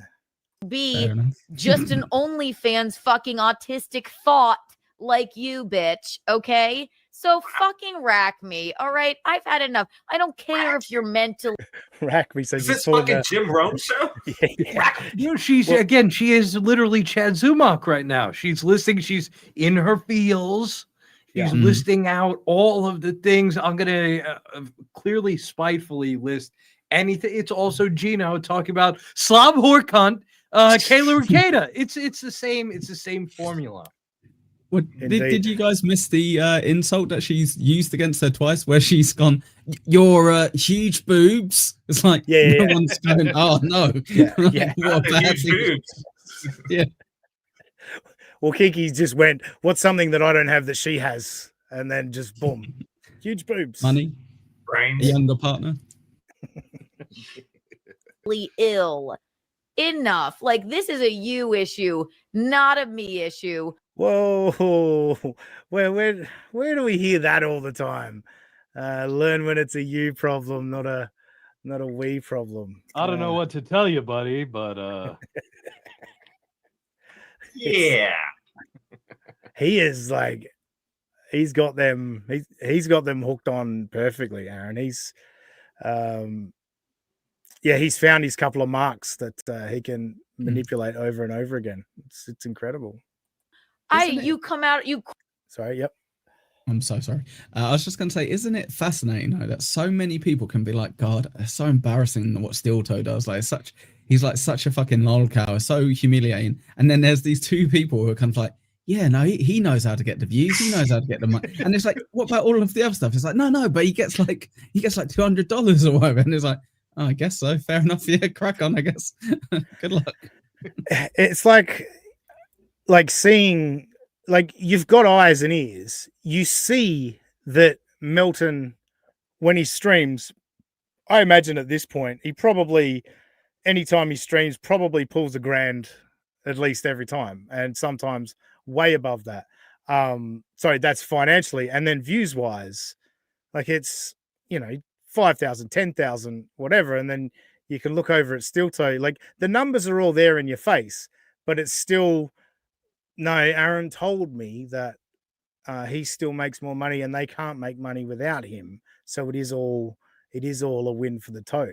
Like I think that's the most exposing part of it, I guess, is the fact that you can see all this stuff and you choose to ignore it just because I don't know. He pays you to do an anniversary show. That's about it, right? Like, what else is in it for them?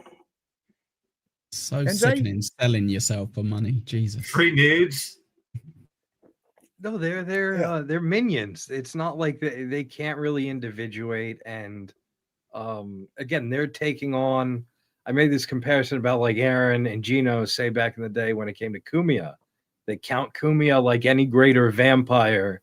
His thralls take on aspects of him. Aaron, the voice, Gino, the bigotry. And I think that now that they got kind of kicked out of the castle, Aaron is their greater vampire, and they're taking on aspects of his form. I'm with you on that. I agree. Shit Show is here on Super Tip. 5 hit. Thank you for the $5, Shit Show. Kiki is on a rocket sled towards the wall, and she's insecure as fuck about it. Simpu Limpopo. Easy for you, son. Yeah, right. That was a tough one. Thank you, Shit Show. Appreciate it. Yeah, she's every now and then you'll just see a glimpse of her seeing reality, and then she sort of shakes herself out of it.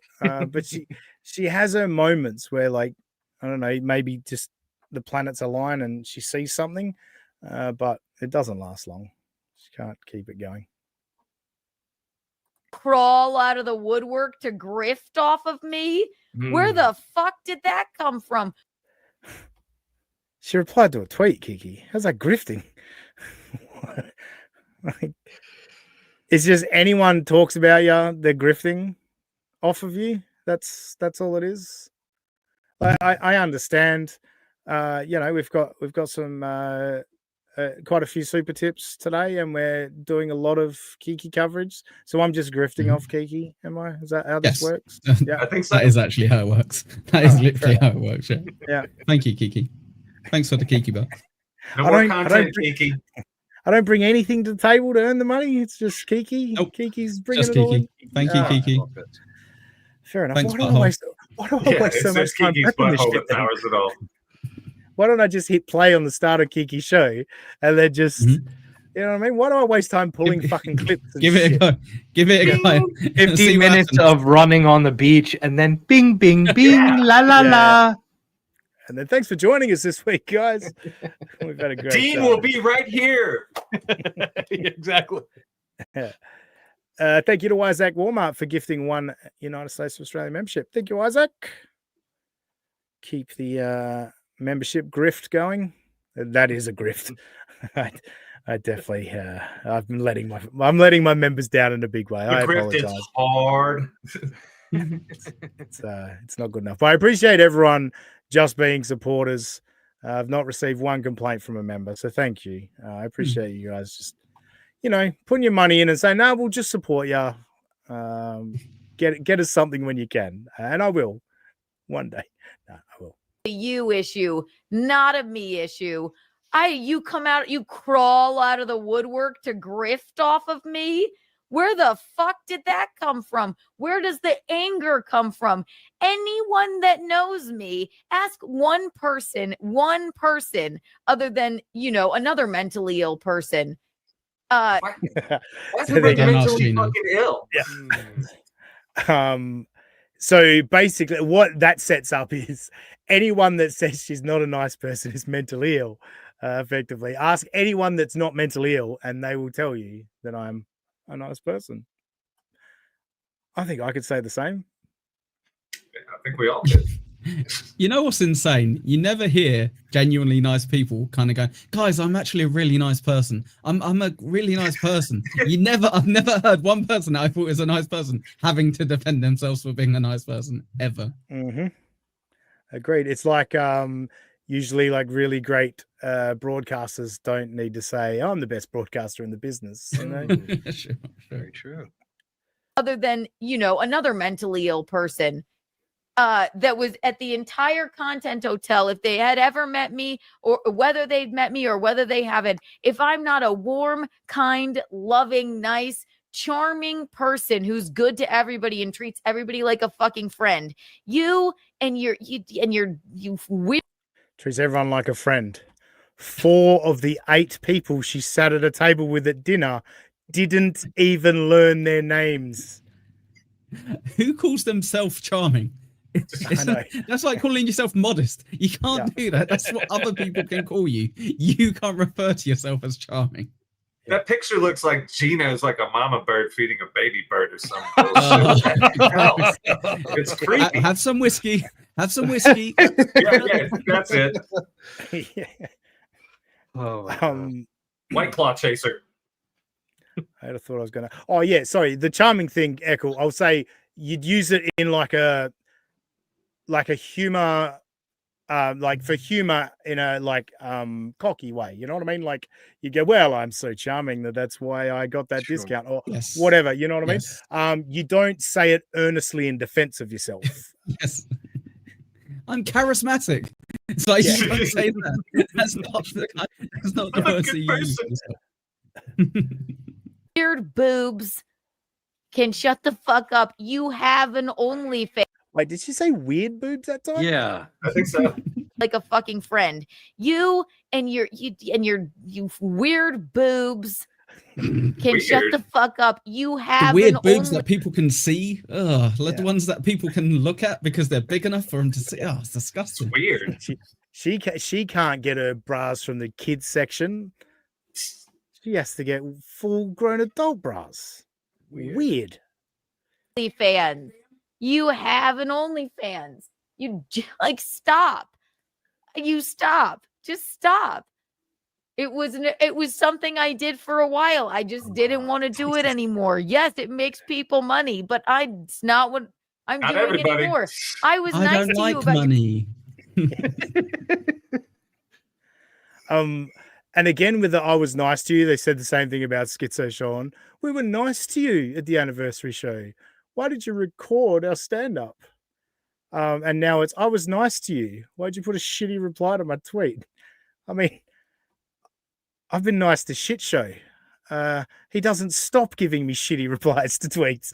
But he also gave me $5 today. I reckon if you handled this, if you handled this better, Kiki, maybe Mint Salad would go, she's all right, you know. But no, you got to really hammer home that she's got weird boobs and is autistic and all that. money, but it's not what I'm doing anymore. I was nice to you about your fucking OnlyFans and your, I don't know, retard movie reviews or whatever you call it. I mean, got it. Calling an autistic a retard. I mean, what level of autistic? You know, going to the retard bomb. Jeez, she's a nice person. Exactly, John. Aussie guy. Nice and genuine. Yeah. I got slightly distracted because I was looking at how many likes Mint Salad's comment got. It's quite a few. So I was like, oh, that's quite a lot. And then I looked at one above where it's like, get a room. I'm like, oh, okay, fair enough. Then the one above, kind of, he's gross anyway. Then I was like, hang on, nice comment, nice comment, nice. The one below that, visibility's limited. It might have hate speech in it. Fucking got it. I haven't interacted with you in 2 years? And you come here to leave this bizarre comment. It has a lot of likes, by the way, because that many people are angry about Gino and I kissing. It's got a lot of likes because people thought it was funny. Thought it was funny that she said you failed at OnlyFans, which is for unemployable women to make money. Like it's a funny comment. That's what the likes are for. Nobody's mad, Kiki. Nobody's mad about the picture. It's just a funny comment. Shut up. Shut the fuck up. I ain't the one, bitch. Stop. It is so fucking pathetic. It's pathetic. I don't know. I know nothing about you other than your weird. Yeah, you've said that 7 times. Boobs. Weird boobs, autistic. I think Mint has hooked her so hard. Just reel it in now because she is clamped down on that fucking thing. My God. So yeah, exactly. It's the boobs, it's autistic, it's movie reviews. You got an OnlyFans. Yeah, keep saying it, Kiki. It's making the diss even more harsh. Movie reviews because you don't know anything about movies, and then somebody tells you to watch one, and then you have an OnlyFans, which is where, according to you, unemployable women make a living. You're mentally ill. I liked you. Has Kiki got it yet? Like she hasn't got it, but she's finally clicked on to the point that Mint was dissing herself at the same time. Yeah. I think she's finally clicked onto that fact, but hasn't clicked onto the fact that it's self-awareness from Mint, and you are just spiraling over it. Yeah, she thinks that this is a hypocrisy police thing. It's like, no, that was fully the intent. It was like oh, one of us needs to remain in the wreckage, brother, kind of thing. But like for her, like she got that. You think that you're doing something here, Kiki, but you're not. You're not, hon. You're not. I was nice to you. Oh, Jesus Christ. What the fuck is that? Came out of nowhere. Yeah. I don't know anything. I don't know what crew you roll in. I don't know like what your like basement dwelling, like sort of subhuman I don't know, little posse. Did she write down keywords at the start of a stream? Or like these are the ones I'm hitting today. Basement dweller, subhuman, weird boobs, autistic movie reviews. Yes. Retarded. I think it's amazing that she's like, hey guys, you know this autistic person? She's mentally ill. And you know what? This woman who's on OnlyFans, she's got big boobs. And it's like, yeah. Like, we had that covered with the basic description. But yeah, you're getting it. Speaking of big boobs, KB's here. The autistic girl is smarter than Keanu. I agree. Yes. 100%. All right, so she's not quite done. She's not quite done with Keanu Cook. Yeah. She's got a little bit more to get off her chest when it comes to mint salad. Like, you know, other than autistic, boobs, movie review, OnlyFans, she's got a few more things to say. Put a smile on my face because I'm reading it going, you have to just be like inserting yourself or like trying to cause a muck, little, you know. Remember when Melton said Kiki's just inserting herself, like the whole this little piggy thing with Ricada, and she was outraged by that. Inserting herself, we're a part of it. How dare you say inserting herself? Well, I mean, you went in there to cause a muck on this little piggy, right? Like that's inserting yourself. You know, is that a phrase? Hey, because don't you run amok? Yes. You don't cause. Oh yeah, amok. yeah. Sorry, I really wanted to mention that. I was like, it's irrelevant. But then you said it, and I was like, "Fuck you, Aussie guy. That's wrong." No, good call. I should have pointed that out, and I didn't. Oregano, okay. Oh, here we go. The comedy stylings.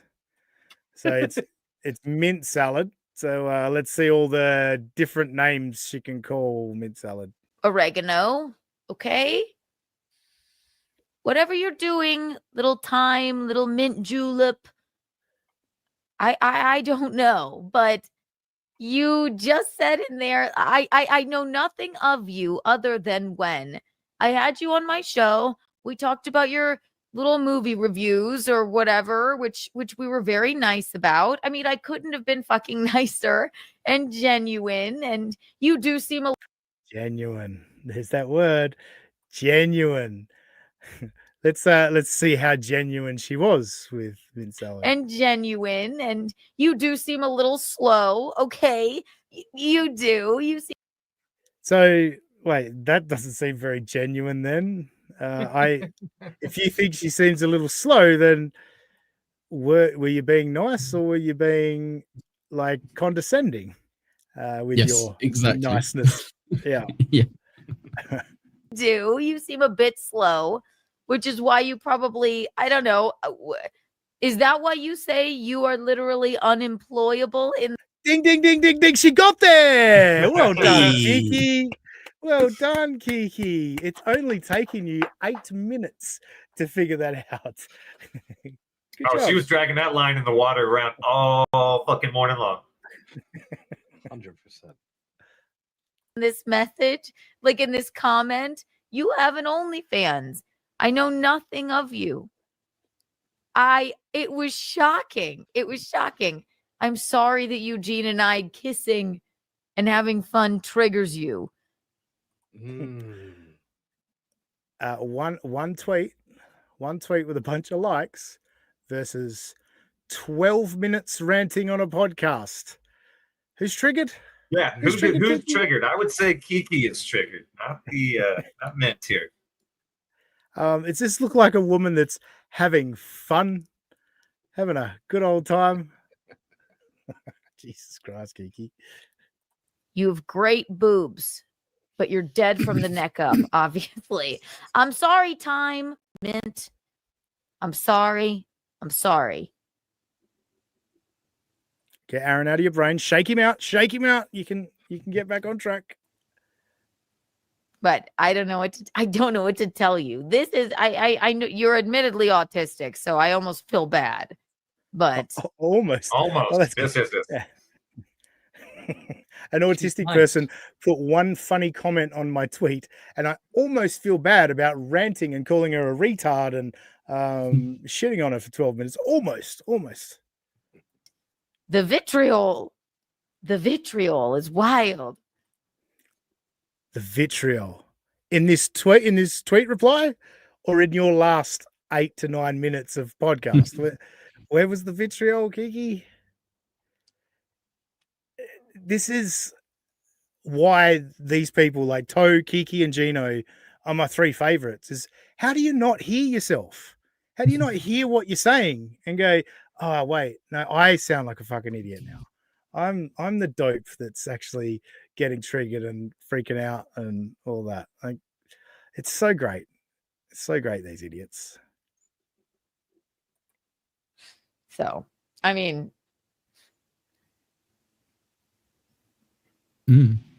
exactly.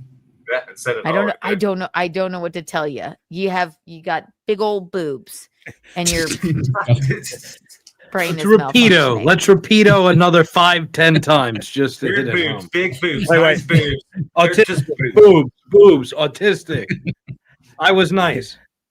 You talked over the key moment there.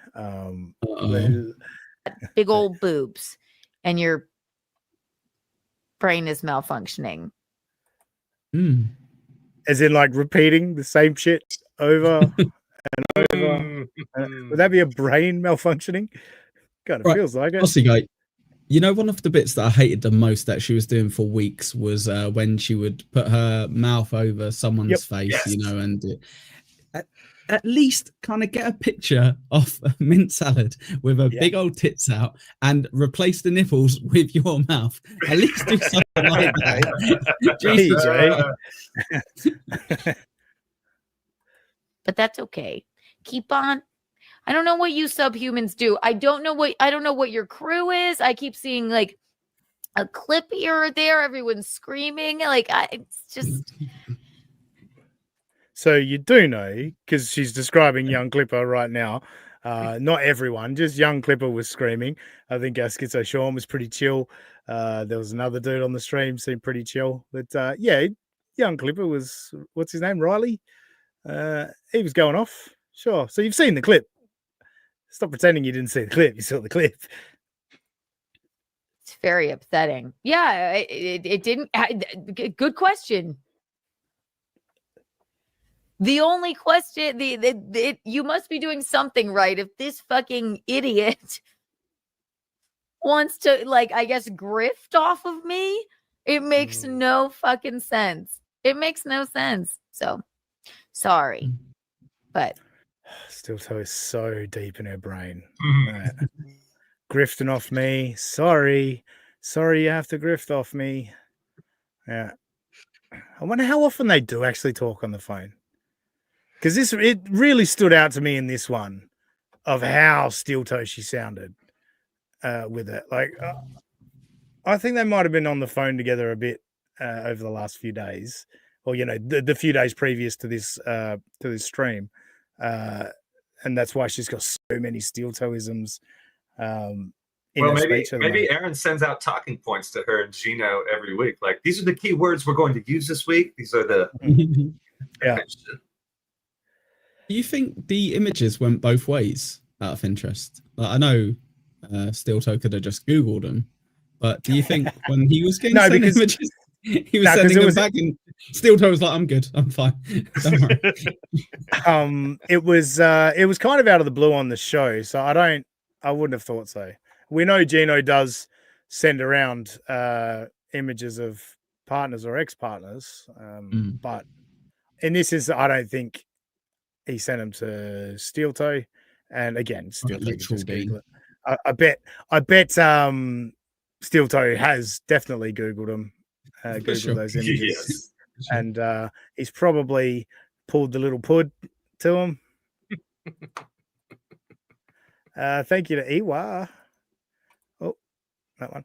$20. Thank you, Iwa. I'm absolutely 100 mentally ill. That's why I like that Aussie guy. Also, FKT FGB. That'll be Keanu Thompson and Gino Bisconti. Yes, fuck them indeed. Yeah, look, you would have to be mentally ill to appreciate my work, and I welcome you all. Just stay away from my house and everything. You seem very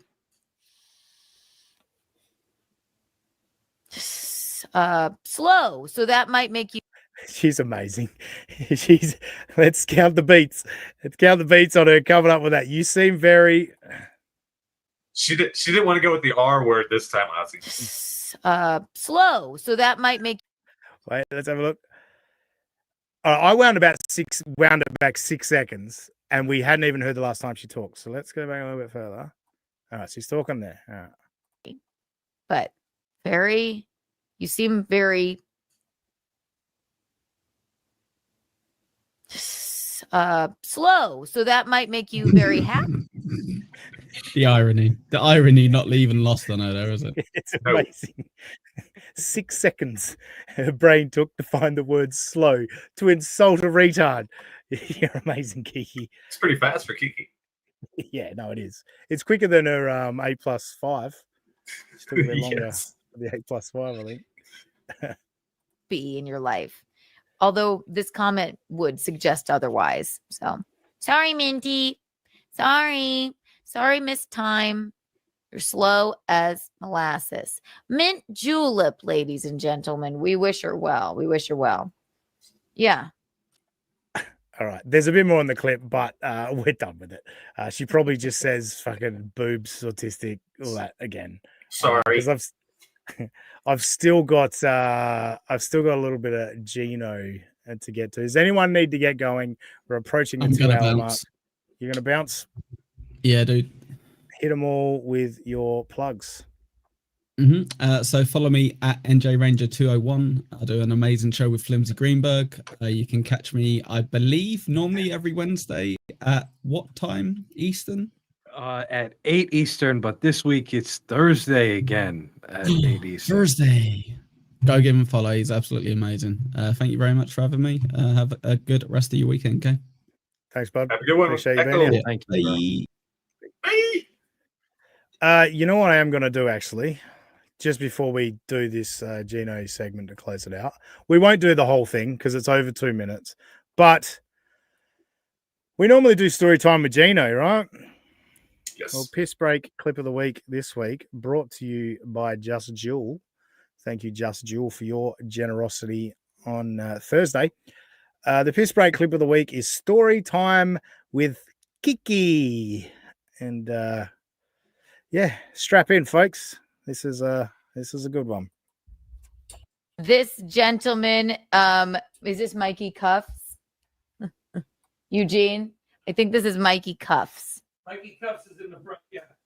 Right there. And then there's our two friends of Anthony. They were very sweet. Mikey Cuffs had here's a little behind the scenes. So I spent the day with Lauren De Laguna. Is this dinner the first night? God, I'm trying to remember. Yes, this is dinner the first night. And then everybody gets, drunk, hangs out, blah, blah, blah.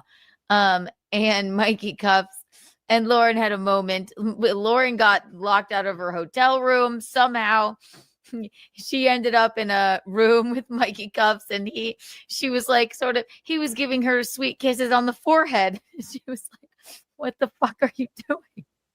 Which I love to hear about at the pool. It was me and Lauren at the pool. It was early. Like a lot of things hadn't happened. Like the live stream didn't start yet. So as to not waste a droplet of sunlight. I got there. I would think I was there at 10:30, 11. And then I just see. All right, we're done. You can see why she's a great stand-up, right? Oh, hell yes. Feels like I was there. That storytelling is on point. I felt like it was one of Jim Jeffries' classic 25-minute stories, where you're sucked in at every moment. Crushing it, Kiki. So that was our piss break clip of the week. Originally, it was the bing bong thing at the start of the show before the song. That was going to be the piss break clip of the week. But I was like, oh, can I be done? That was like 57 seconds. I'm like, I don't know if I can be done in 57 seconds. I'd like 90 seconds to be comfortable. So, that's how that worked out. All right, one more segment. Have no loyalty to those two pieces of shit. Like, there's no loyalty among all the fake people. Everyone in the chat, they're all fucking losers that fucking live vicariously through this shit. They have no fucking lives. Shut the fuck up with your opinion. It's a friend of telling you, shut the fuck up and talk about things you know about, but don't lower yourself to the level of this bunch of fair. No, you're not allowed to say to me, let's say it was stolen, materialistic piece of shit. Flat bro. Hey, I missed the song. We haven't busted out in a little while. It's so good. Do you know the guy's name? You're a Red Bar fan, NJ. What's the guy's name that created that song? Do you remember? No, it'll come to me though. Excellent work. It's fucking catchy. I fucking walk around the house singing it all the fucking time. 100%. Yeah.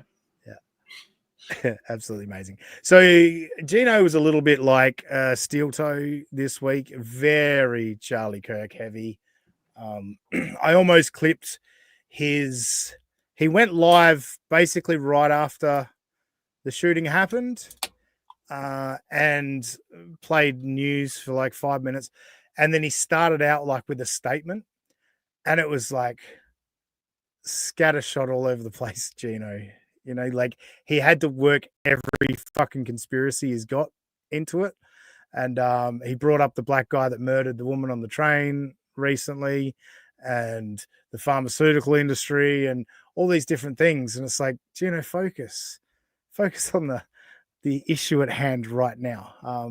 You can't throw all of your conspiracy complaints at this one thing. But I'm just not into that particular topic this week. I think that there's been too much fucking Charlie Kirk talk. So I went back. Remember the driving stream we checked out a little while ago? I remembered I'd tuned into that stream live, and I heard him talking about Aaron Berg, and I was like, oh, this seems a little slightly more juicy than I've heard before in the Aaron Berg situation. And so I went back to that stream. I'm like, I'll see if I can find that moment. Never got to it. I pulled a bunch of other stuff before I even got to. So we'll probably go back to this again when I find the Aaron Berg stuff. But in this clip, we're just doing some classic distracted driver Gino as he, needs to fuck with the phone and all that shit. It's something I'd like to try. Can I do this, by the way? Oh, stop it. Oh, my God, stop it. Can I do this? Motherfucker rants relentlessly about Kayla and Nick and the danger they put their kids in. This cunt, every time he streams in the car, and let's not kid ourselves, he's fucking reading text messages and all sorts of shit when he's not streaming. Dude, you're putting everyone's kids at risk, you piece of shit. As the great Louis C.K. once said, you're driving a weapon amongst weapons. It's very easy to kill people. Taking your eyes off the road for this long. Holy shit. He's crazy. Do this real fast? Oh, watch this. Oh, it's soon. Now, checking something. I don't know if no, fuck. Checking something. So the screen goes paused when he turns the phone or leaves the app to go look at something else in his phone. That's why he's paused. So not only is he, looking at his comments and shit while driving, he's flicking through other shit as well. I think I froze. Am I frozen? That didn't work. All right. By the way, I clipped out 20 seconds. Oh, I believe that. Yeah. He doesn't have the skills required to be able to take the eyes off the road and perform this shit while he's driving. No, not at all. I mean, we've seen him try and talk. We know he can't focus long enough. Well, I just want to let you know, Dean, when I'm out on route, I do this shit, like you said, like I'm interacting with Twitter, with Ben's show. So don't tell on yourself, Josh. No need to tell on yourself. I know, but I'm just saying. I'm shitting on Gino. Don't make me shit on you now. No, you're not going to shit on me because nobody else is on the fucking road at 2, 3 a.m. No, I'm out here. If I'm crashing, I'm going to crash into somebody's parked car. I'm not going to kill somebody. Gino, think. All right, that's fair. That's fair. Thank you, Rover, the great Rover, with 20. Thank count you, them. 1, 2, 3. No, we won't count them. With 20 gifted memberships again from Rover. Thank you so much. Basically, pretty much every members thing I do when I do it is going to be brought to you by Rover until further notice, because I would say of our members, and I'm not sure of the number, but of our members, Rover paid for, I'd say at least 75%, if not 80 to 85%. Rover's the man. Thank you, Rover. I don't know if I froze. Gonna freeze up. I'll be right back. Just checking something. Oh, so he just went back to it to check if he'd froze. Oh, I did freeze. All right, well, I just got to go check something else now while I drive. Just waiting for the car to flip. Gino, watch out. It's Felicia.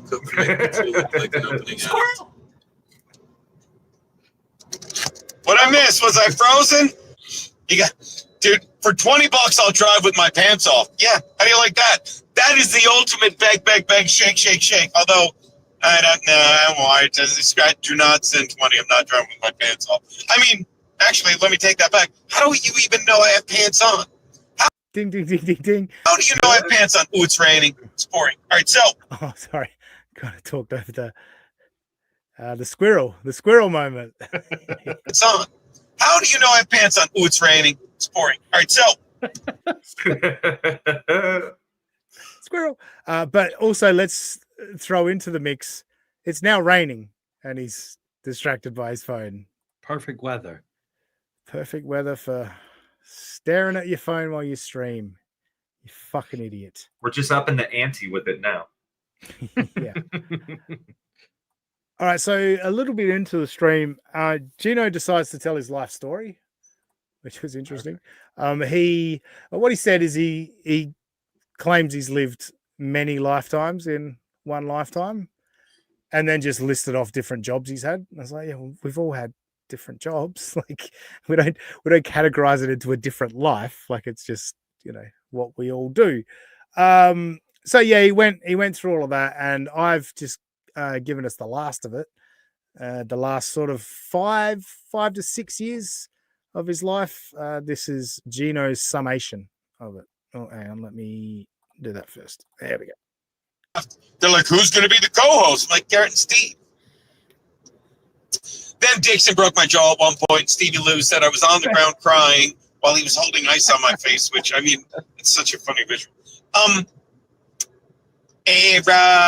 So yeah, and then Compound shut down. Gavin's a disingenuous, provocative, yet I think terrible podcasting. Fuck. You're in your car streaming. What? It's Gavin's last driving stream, Gino. So, did you have something there, NJ? You looked like no. Actually, excuse me. No, I think that maybe I just saw it on Twitter. I think that Gavin did. I don't know if he was driving, but called into Ant in a car.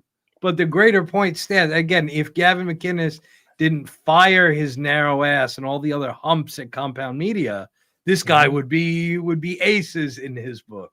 That's my little beef with Gene. If Gavin paid what Anthony was paying him, Gavin would be the smartest dude in the world. Gino would be fucking agreeing with all of his stuff. You're 100% correct. Yep. Fired us.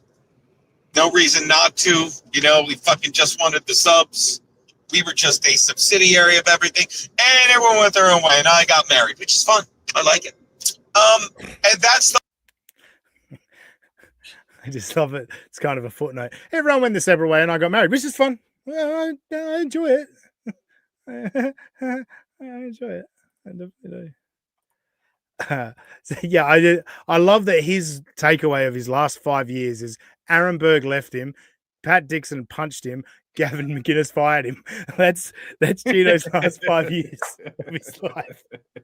And he got married. Now the final one, you want to talk about overinflated sense of self-worth, delusions of grandeur, and just completely out of touch. I got it all. I got it all in this one last clip of Gino. Change. And this is what I mean. Like, Oh, yeah. Just in terms of this little bit here, this is the tail end of him. The weirdest explanation that he never really explains, but one of his fans said to him, what difference would it make if Hillary got arrested or if the Epstein client list got released? Like, what difference would that make to your life? Your life would continue as is. I assume the point he was going to make is, what difference does it make to you guys if Aaron Imholt goes to jail or not? I assume that's where he was going to go eventually. He never got there. And the answer is the exact same. It makes no difference to me if Aaron goes to jail or not, other than if he stops streaming for a while. It kind of affects my show a little bit. But otherwise, no, nobody cares. Nobody actually cares. It's funny that he keeps stepping in it.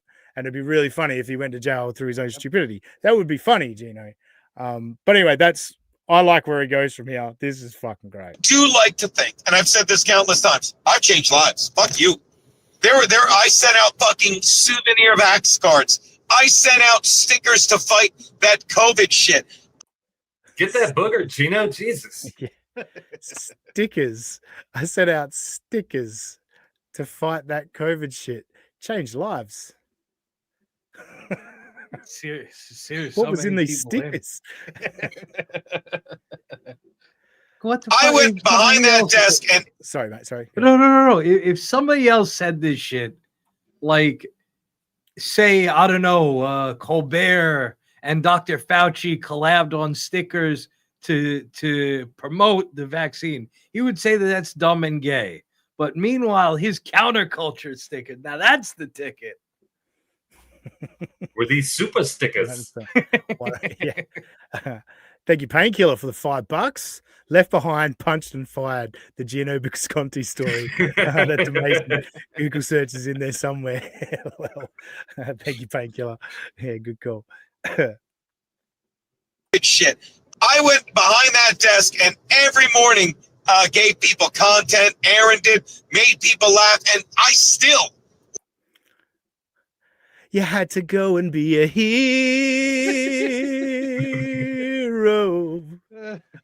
Fuck you talking about? Do you know, I was an essential service during COVID.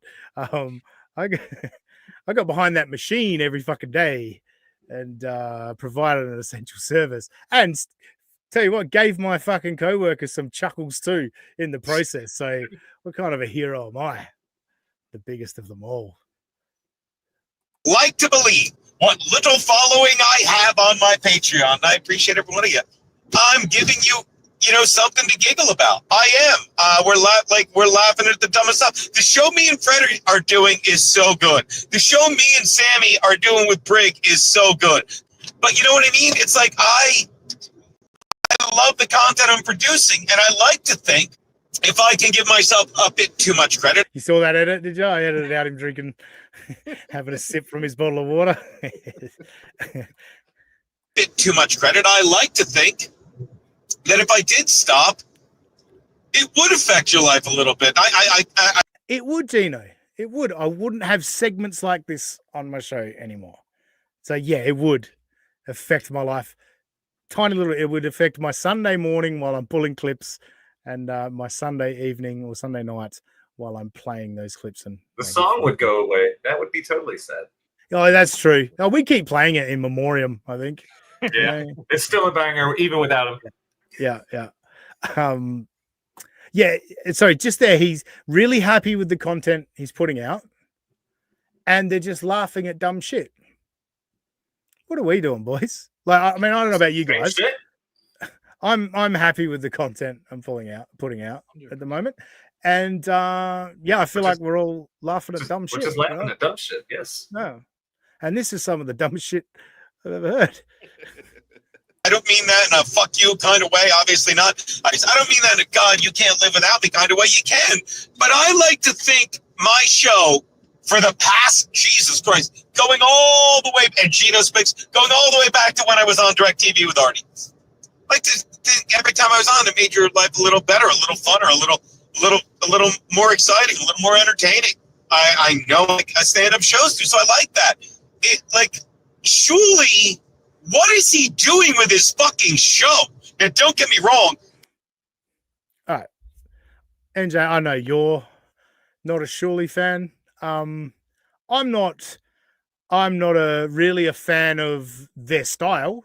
I don't have anything against Surely. He's always been nice to me and all of that. But yeah, Uncle Rico's not really my thing. Not really into it. But it's not debatable that Surely is like miles more successful than Gino at podcasting, right? Like that's pretty clear for everyone to see. Yeah, it's on the scoreboard. Yeah, scoreboard. Hey, Big Black's here. Another DV egomaniac.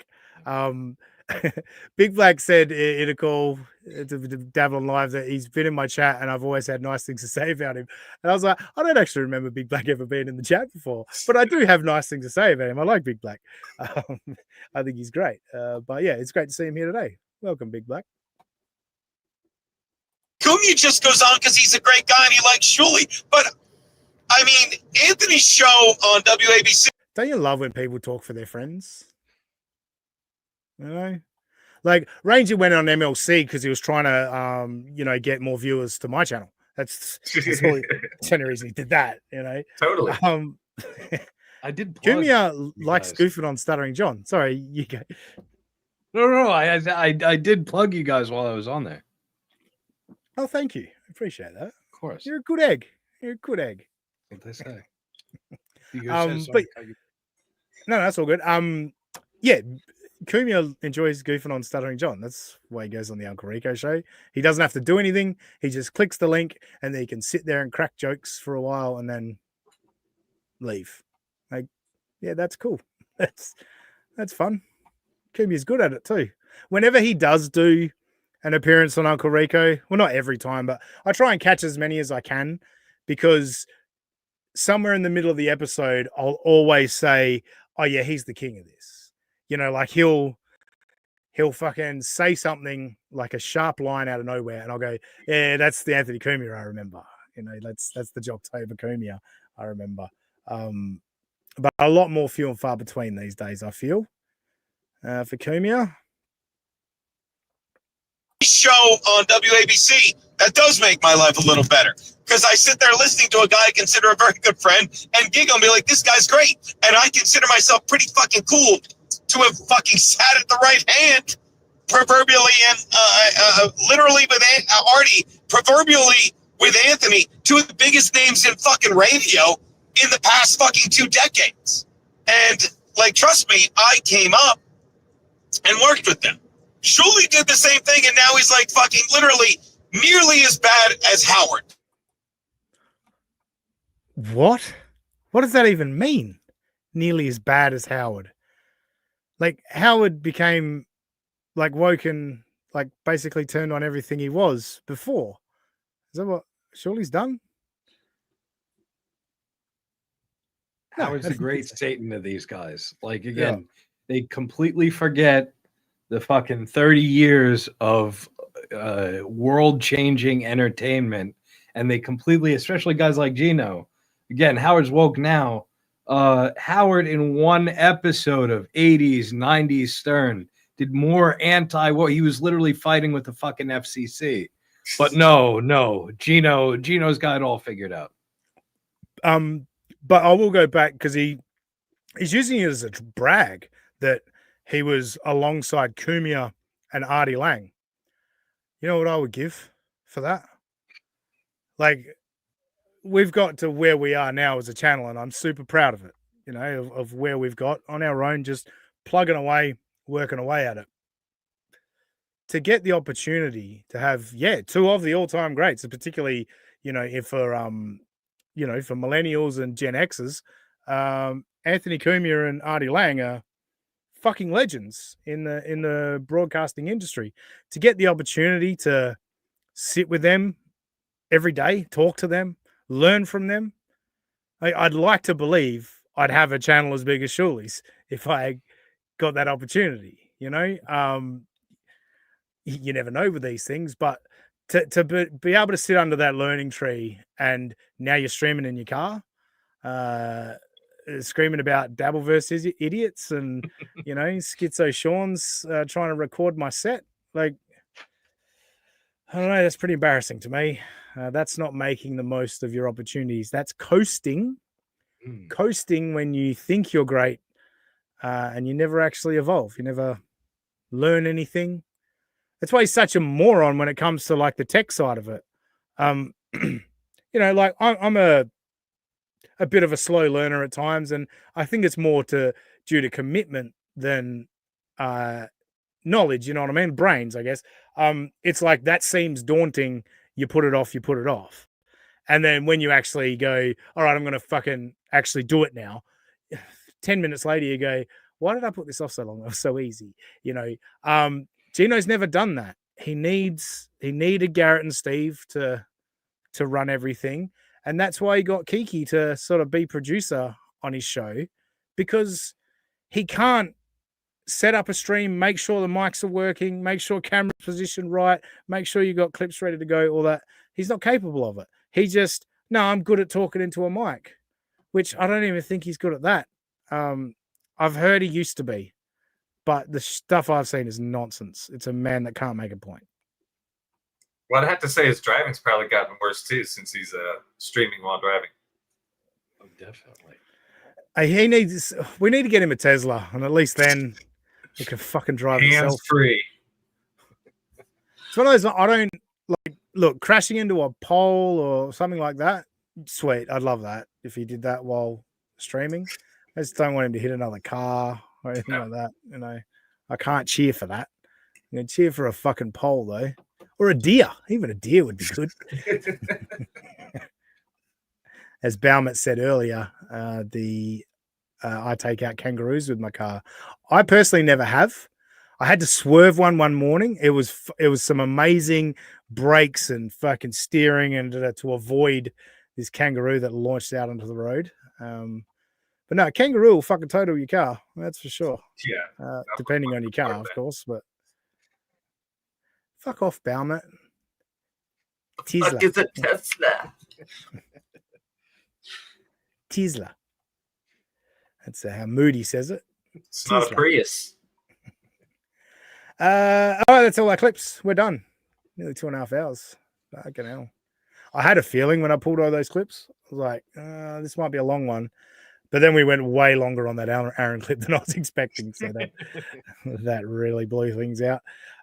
Thank you to all of the super tippers and super chatters today. Very kind of you all for chipping in to our little cause over here.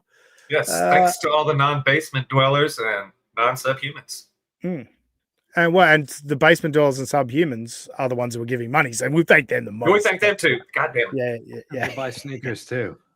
Yeah, they buy sneakers. You're right, NJ. They buy sneakers too. Where is the non-basement dweller? Can't find them. There you go. No, can't find any non-basement dwellers in the chat, so they must have left. Anyway, Josh, what do you got for us? Tell me something interesting or plug your Twitter or something. You can get me at NJ Hunt02 on the X machine. Or other than that, we're staying busy, Ozzy, man. Trying to finish up side job, trying to finish up the real job. But I will be available probably coming in October if we're going to do some Thursday night shows. I think I got some Fridays off. All right, cool. Well, Thursday morning is the big one we want to do. Well, that's a different story. For toe to toe with the toe. But if you got some Fridays off, maybe we could go no, because that's just fucking clips being sent in. We couldn't do a Rumble Friday. No. That's way too difficult. Anyway, yeah, we'll talk about it for sure. NJ, the big superstar in the Dabbleverse, all of a sudden, we bring you on to United States of Australia, and then all of a sudden you're on fucking Schmule Talk and MLC and all this stuff. Yes, slowly. What do you got coming up, my friend? And then all it was. Well, you can find me at Eckle Pineapple. Or NJ Ranger 201 on everything this Thursday night, 8 Eastern, 5 Pacific, NJR Live with the great Flimsy Greenberg and special guest Carlos Danger. That's huge. That is huge. You got to be pretty special and respected to get the old Danger Man on your stream, or Ray DeVito. But that's long since ended. I just had something I was gonna I was just gonna compliment. I enjoy your rapport with Flimsy. I think you guys. I listened to your whole show the other day, and it was like I was just working away, and I just enjoyed the conversation. You guys have a good back and forth and all that. Like it's a good chill listen. It's a great one to listen to at work. So yeah, I wanted to give you a shout out. I think you guys are doing good, and everyone should definitely check them out. They're onto something, and there'll be a couple of good new voices in all of this nonsense. Thank you, bro. I'm glad you enjoyed it. It's made to be enjoyed. Otherwise, it would just be it would be a Discord call. It would be whatever. So I appreciate that. Oh, all good. All good. If everyone could go check out the clips, I'd appreciate it, and share them. The good thing about them and what I'm doing is like they are sort of timeless. I want people to, in the future, you Google Aaron Imholt, there's a clip of how he's a shitty father. There's a clip of him fucking going on and on about everyone being mentally ill. There's, a clip of him telling everyone how to be a broadcaster and then doing the opposite. All these different things. Get it out there. Go hit the clips. I'm working hard on them. Otherwise, actually, you know what? I'm going to do something real quick. I've never done this before. And because we were talking about it, I'm going to do it. All right, cool. I'm all set.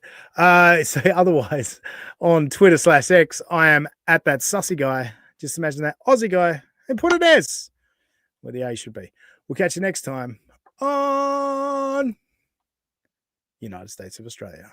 Have no loyalty to those two pieces of shit. Like, there's no loyalty among all the fake people. Everyone in the chat, they're all fucking losers that fucking live vicariously through this shit. They have no fucking lives. Shut the fuck up with your opinion. It's a friend of telling you, shut the fuck up and talk about things you know about, but don't lower yourself to the level of this bunch of fair? No, you're not allowed to say to me, let's say you were stolen materialistic shit